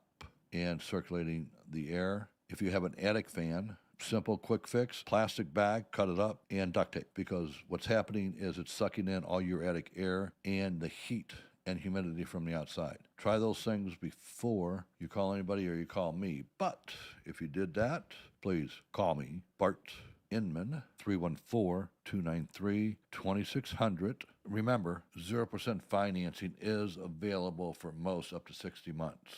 God bless. We all have different ideas of the perfect retirement, but they all depend on the same thing: not running out of money. And preparing for retirement can sometimes be overwhelming, but it doesn't have to be. Find out how you could build your retirement on your terms. Join host Steve All for the All Financial Hour Saturday mornings at 6 here on 97.1 FM Talk. You can also visit yourmoneymattersstl.com for more details. Well, Ryan decided to stop working, so, I'm hopping on the mic here for the YouTube live chat poll. Do you believe everyday environmental toxins are taking years off your life? Donnie, yes you're a real pro. Or no? That's little Donnie to you. Oh, little Donnie. Yes, Show sir. some respect on my fake name for that very random Somebody segment. needs to write that down so I remember it. The time is 2:37. This time check sponsored by Jerry Kelly Heating and Air Conditioning. It's time for a $98 AC tune-up. Consistently right. It's a ritual. 97.1 FM Talk. St. Louis Conservative.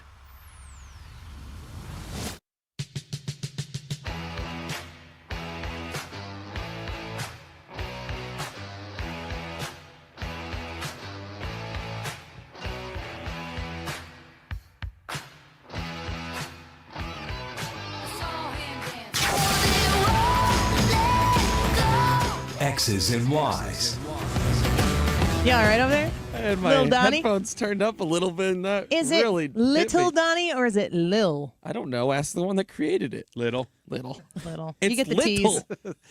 Not Lil. Hi, Trisha. Hi, Annie and crew. Thanks for coming in to learn about boys and girls. Thanks for having me. It's very informative. You bet. Ryan had a first question. This is X's and Y's, where we ask questions across genders. And yes, there are only two. Go ahead. Okay. I want the boys to answer first. Is there anything that you think that girls either have or carry around or do to themselves that is purely a status symbol? And then I want the girls to answer. Are we answering for ourselves or for women? For women. Okay. Handbag, purse. Purse is a status symbol. Okay. Yes. That would be the main one. I would think. Yeah, I would back that as well. Okay. Thank you. I'm going to add cups.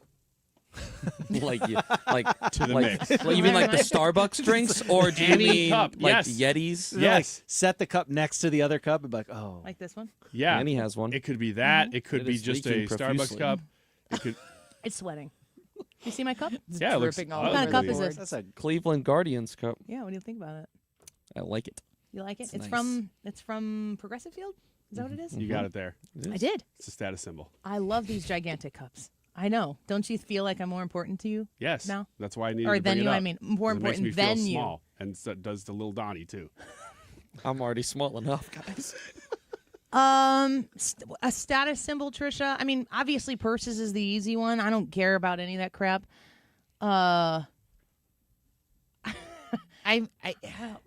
No. Let me ask Ryan this question real quick. What do you think that I do in my life that screams like she's really trying to throw around her status? Now you made it personal because I was just talking about women. I know. I want you to. I don't think I do those things. But do you think that I do those things? Not really, but I think all women who do have to think about it with their bags a little bit and their cups. I don't have a purse.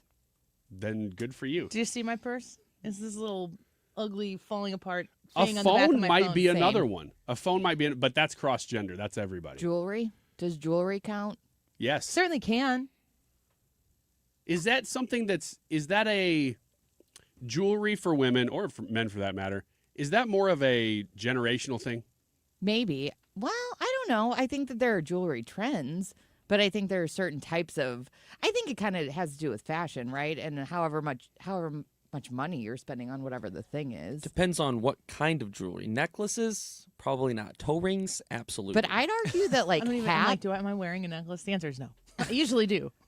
I'd argue that like hats for men are the same as like a handbag or a cup for women. Hats? See, I don't ever wear a hat as a status. There's a symbol, reason Ryan wears a hat. though. Yeah, you One know why? reason. Why? It's because I haven't been to Is Turkey it the yet. same reason that Ethan wears a hat? It's not. It's not. It's not yet. It's not. Yeah, Not yet. Give him a couple of years. Not yet. I have carried bags before, which I would consider. I don't know. I don't want to offend any designers, but I have a Kate Spade bag. I have a Coach bag. I don't like carrying them. I certainly don't like maintaining a bag that I have to carry around for other people to look at and keep nice. I can't keep it nice. My kids put like applesauce in it. So I'm just not there. Maybe one day I'll have a nice bag that I can keep nice, but I can't do that right now. And I don't give a hoot what people think about me when they see me carrying a bag. I actually, and you can tell me if you agree with this or disagree with this, Ryan. I want you're a jerk. Stop mocking me. That's not what I look like. You look like Little Debbie. It's not. That's ridiculous. Little Donnie. I want people to be able to see me and know as little about me as possible. You want to be an enigma. You want to be in like the mist. We should use that kind of language here, but Brad, you got Who a button was for she? that? I don't know. I could barely even see her. Shut up. She was wearing Trisha, do you cellophane. What? I have never worn cellophane. That's the opposite of mystery. That there's leaves nothing to the there's no name. imagination. There's no name for the thing that Shush. Tom Cruise had in the Mission Impossible movies that was like a sheet that made it look like you could see right through people. That's not what am I cellophane. what am I supposed to say? I said cellophane. It's not happening. You're so weird. Incredibly loud, too. Oh, my gosh. Trisha, is there anything that you carry that makes you kind of feel... I mean, because you can carry a bag and it makes you feel good. It doesn't have to be for everybody else. And if you like that thing, go for it. Is there anything that you have that you're... No, not anymore. Back in the day, I would with handbags and things, but no, it's all practical I'm now. over it. Yeah, it's your mom. Okay, what about guys? From the girls first. Is What? there anything that guys do or have or carry around or whatever that you Watches. think is a status symbol? Watches certainly can be. That's the first one that came to mind for me. But I'm not... I mean, do you see a woman with a handbag and go, oh... No, I don't. That's why I'm asking, because X's and Y's, do Yeah. women do that? Do To guys? women? No, to other women.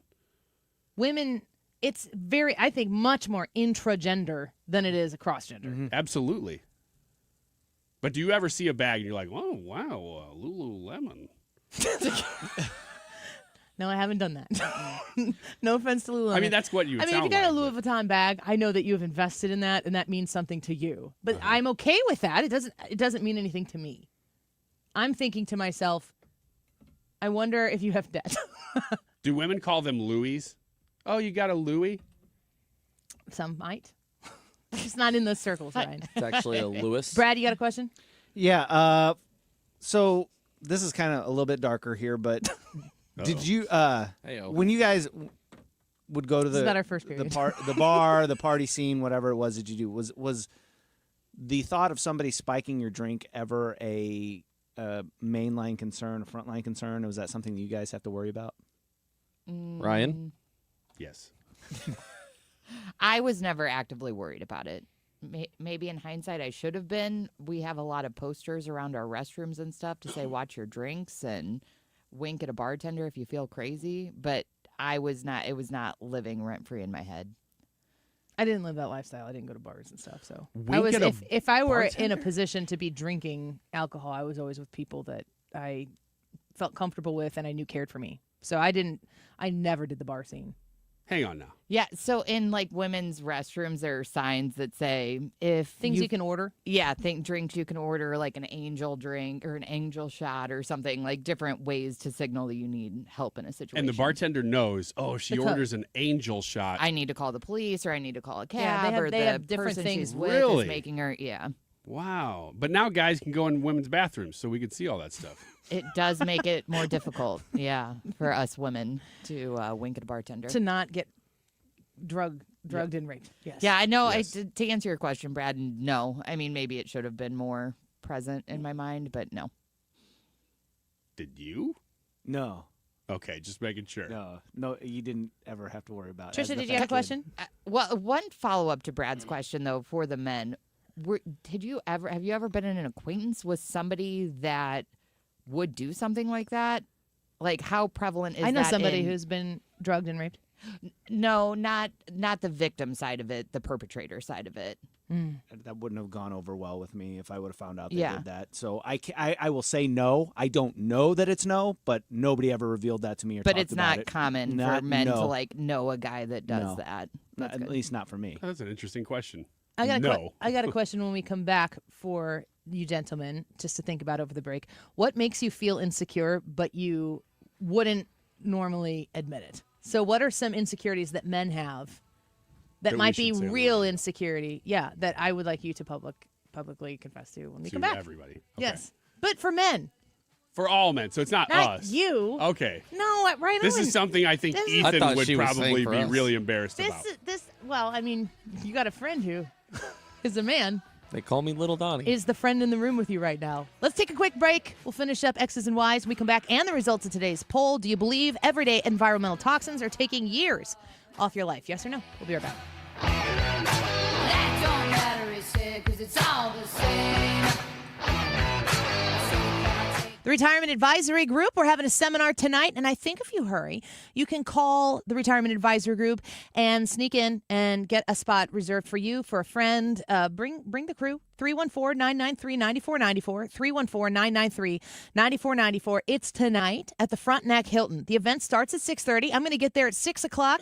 I would love the opportunity to meet you, to get to know you a little bit, kind of an opportunity to hang out for about a half hour. They got snacks there as well. And I'm going to turn you over to the Helbigs, to the Kershaw, so that you can learn about planning your retirement. The event is free. We do want you to reserve your spot so that they have the materials there to provide you and the seat reserved for you.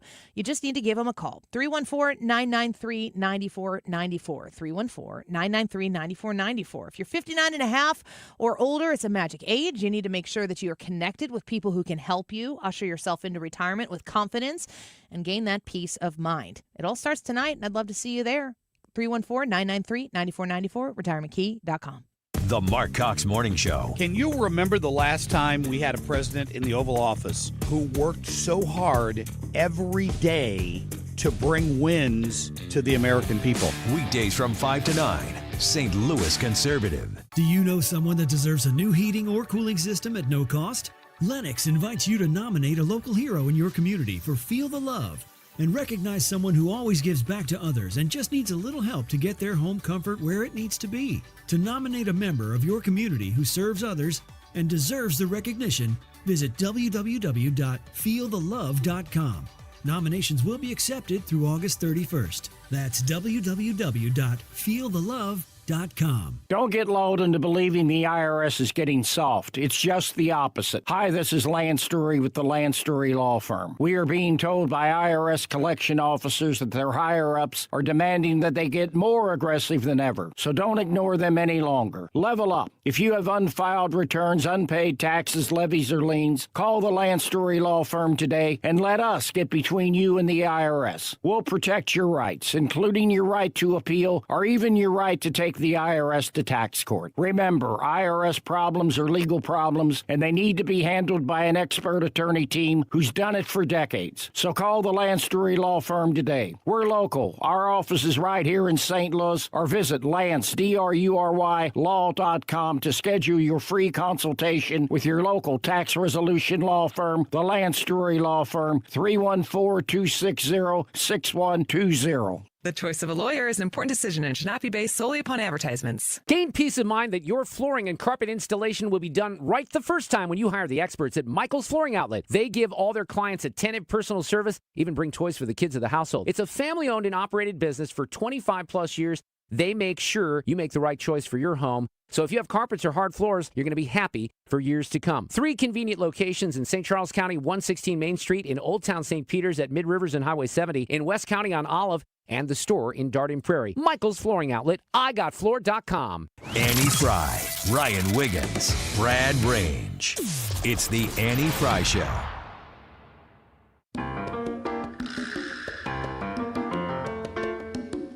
So we were talking about X's and Y's here on a Tuesday afternoon, questions that boys have for girls and girls have for boys. And my question was, for men, what are things that make you feel insecure, but you rarely admit it? Now, I think women are always insecure about their weight. And if you've, I know very few people who don't, even if they're super fit, they're very focused on staying fit. Women, specifically. Mm-hmm. Trisha, would you agree with that? Yeah. That weight is an obvious thing that women are traditionally insecure about. Yep. But I also think at the age of 40, where I am right now, the ideas of signs of aging and stuff starting to set in. Like I'm looking, every once in a while I'll do something. I'll be putting moisturizer on my face at night and I'll move my skin and it just hesitates a gosh darn second to go back to where it was supposed to go. And I'm like, it takes my breath away.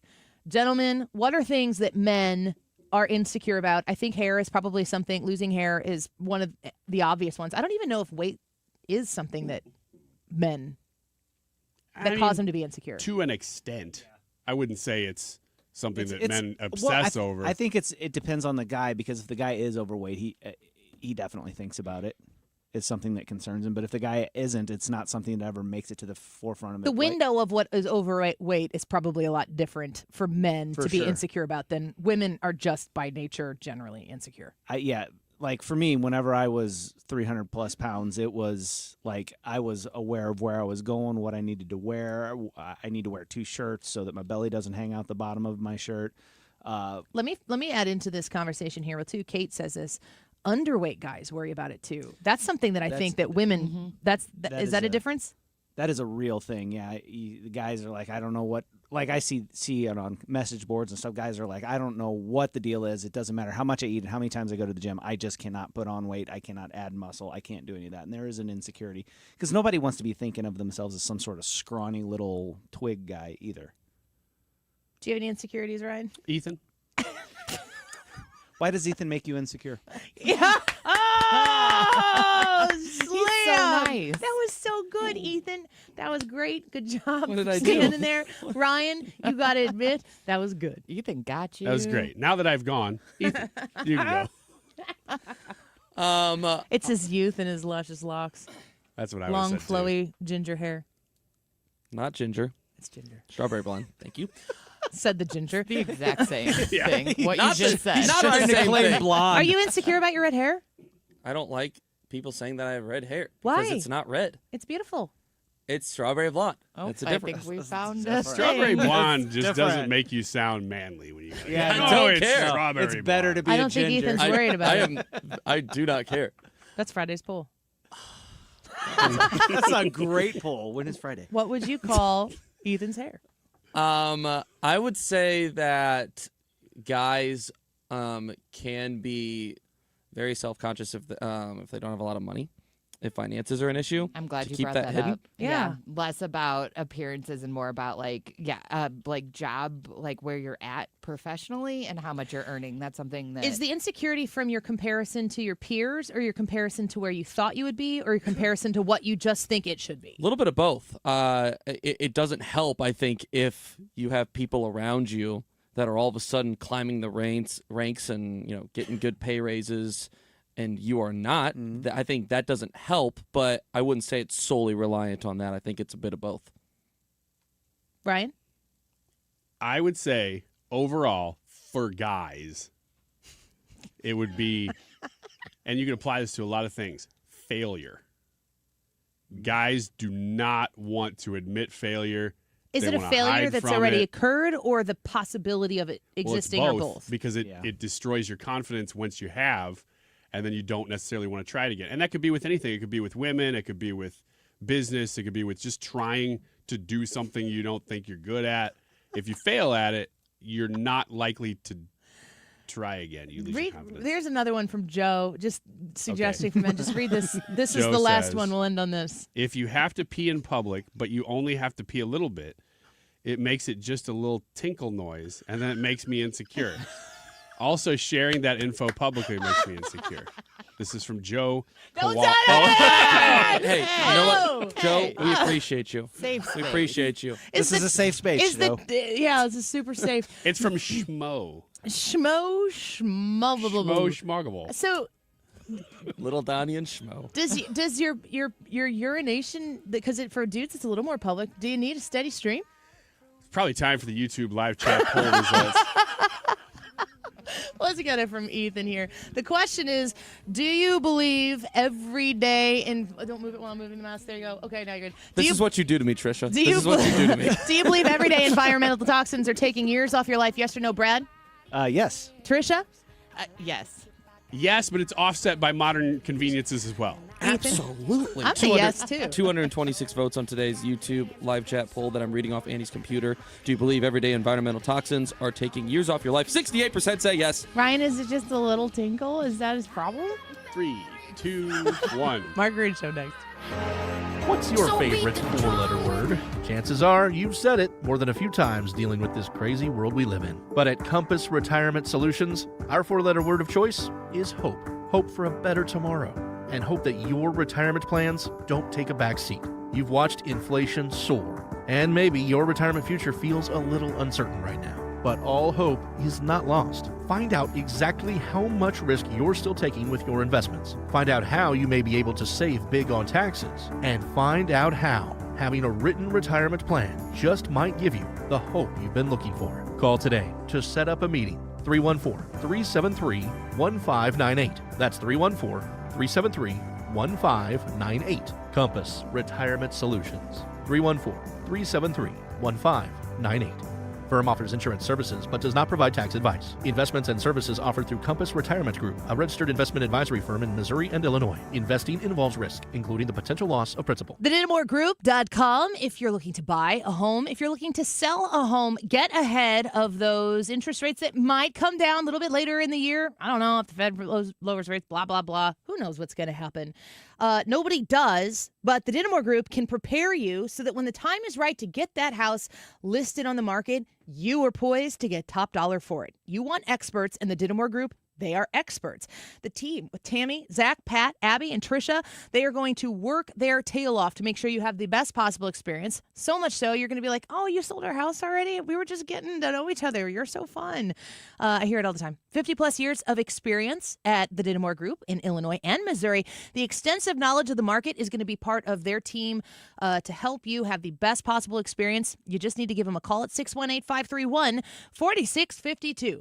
618-531-4652. Call the Dittamore Group. Tell them Annie sent you. You'll be so glad you did. Find them online at thedittamore.com. Step outside and fall in love with your backyard again. From inviting porch overhangs to durable composite decks and cozy screen rooms, Lakeside Renovation and Design creates stunning outdoor living spaces designed for relaxation, entertaining, and making memories. With expert craftsmanship and top-quality materials, your new outdoor oasis will be perfect for every season. Call Lakeside Renovation and Design today or visit lakesiderd.com to get started. Let's turn your backyard into the retreat you've always dreamed of.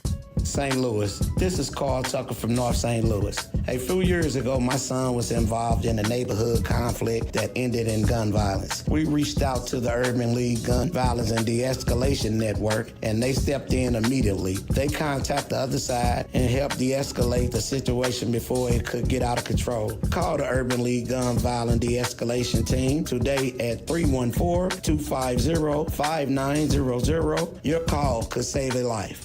KFTK FM Florissant from the Kaufman Townsley St. Louis's Injury Lawyers Studio. Call 314-500-5000. That's 314-500-5000. All on the free Odyssey app. Bill and Hillary called in for questioning. I'm Chris Foster of Fox News. The Clintons and several top Justice Department officials formerly are subpoenaed by the House Oversight Committee for interviews about the late sex trafficker Jeffrey Epstein. There is a part 2 to this subpoena as well.